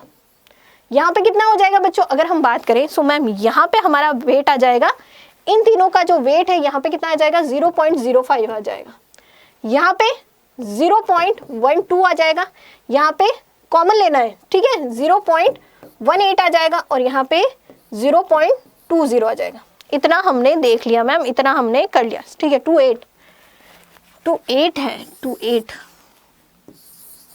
ठीक है, अब मैम क्या करना है, एक्सपेंडिचर का जो वेट है, टैक्स रेट है, इनको मल्टीप्लाई कर दो, आपस में कर देते हैं मैम। तो जब हमने इसको 200 को 0 से मल्टीप्लाई किया तो यहाँ पे कितना आएगा, वेट 0 आ जाएगा। 200 को हम 0.05 से मल्टीप्लाई करेंगे तो यहाँ पे कितना आएगा, ये वेट है बच्चों। वेट कैसे गिवन होता है, किस तरह से दिया जाता है, ये हम देखेंगे। सो मैम यहाँ पे 10 आ जाएगा, यहाँ पे कितना आएगा बच्चों, सो यहाँ पे मैम 12 आ जाएगा, यहाँ पे कितना आएगा, यहाँ पे 36 आ जाएगा, एंड यहाँ पे कितना आएगा, अगर हम बात करें यहाँ 280 आ जाएगा, 280 आ जाएगा। अब बच्चों इनका टोटल कर लो, इनका टोटल करेंगे सो मैम यहाँ पे टोटल आएगा हमारा 338, एक सेकेंड, यहाँ पे आ जाएगा हमारा टोटल 338। और मैम अगर हम इन एक्सपेंडिचर का टोटल करेंगे तो कितना आएगा, सो सिंपल सा है, इसका टोटल और इसका टोटल इक्वल आएगा। ठीक है, इनका टोटल आ जाएगा बच्चों 3500। अब बच्चों हमें एवरेज रेट निकालनी, एवरेज टैक्स रेट निकालनी। अगर हम बात करें so family average tax rate कितना हो जाएगा, तो यहाँ पे निकलेगा बच्चों WX अपॉन एक्सपेंडिचर वेट। ठीक है, सो यहाँ पे मैम आ जाएगा हमारा 338 अपॉन 3500। अब बच्चों कैलकुलेट करो, सो यहाँ पे कितना आएगा 0.966। सो ये क्या हो गया मैम, हमारा एवरेज टैक्स रेट हो गया, जो कैसे कैलकुलेट करना है हमने कर लिया। ठीक है बच्चों, कैसे कैलकुलेट करना है हमने कर लिया। और इसी के साथ बच्चों हमारा इंडेक्स नंबर से रिलेटेड जो हमारा क्वेश्चन, जो हमारा एनसीईआरटी का जो सॉल्यूशन था वो हमने कंप्लीट कर लिया। सारे क्वेश्चन बच्चों हमने कवर किए। एक दो क्वेश्चन जो आप कह रहे होंगे कि मैम हम इसमें नहीं आए, वो बच्चों वो जर्नल क्वेश्चंस होंगे जिनको आप आराम से कर सकते हो, इजीली कर सकते हो। वो आपके घर से या एग्जाम प्रैक्टिकल वो रिलेटेड होंगे, वो वाले क्वेश्चन होंगे। अगर बच्चों किसी भी क्वेश्चन में कोई प्रॉब्लम है तो आप कमेंट बॉक्स में कमेंट कर सकते हो। ठीक है बच्चों, आई होप सो कि बच्चों आपको ये वीडियो पसंद आई होगी, आपको सारे क्वेश्चन समझ में आए होंगे। Thank you.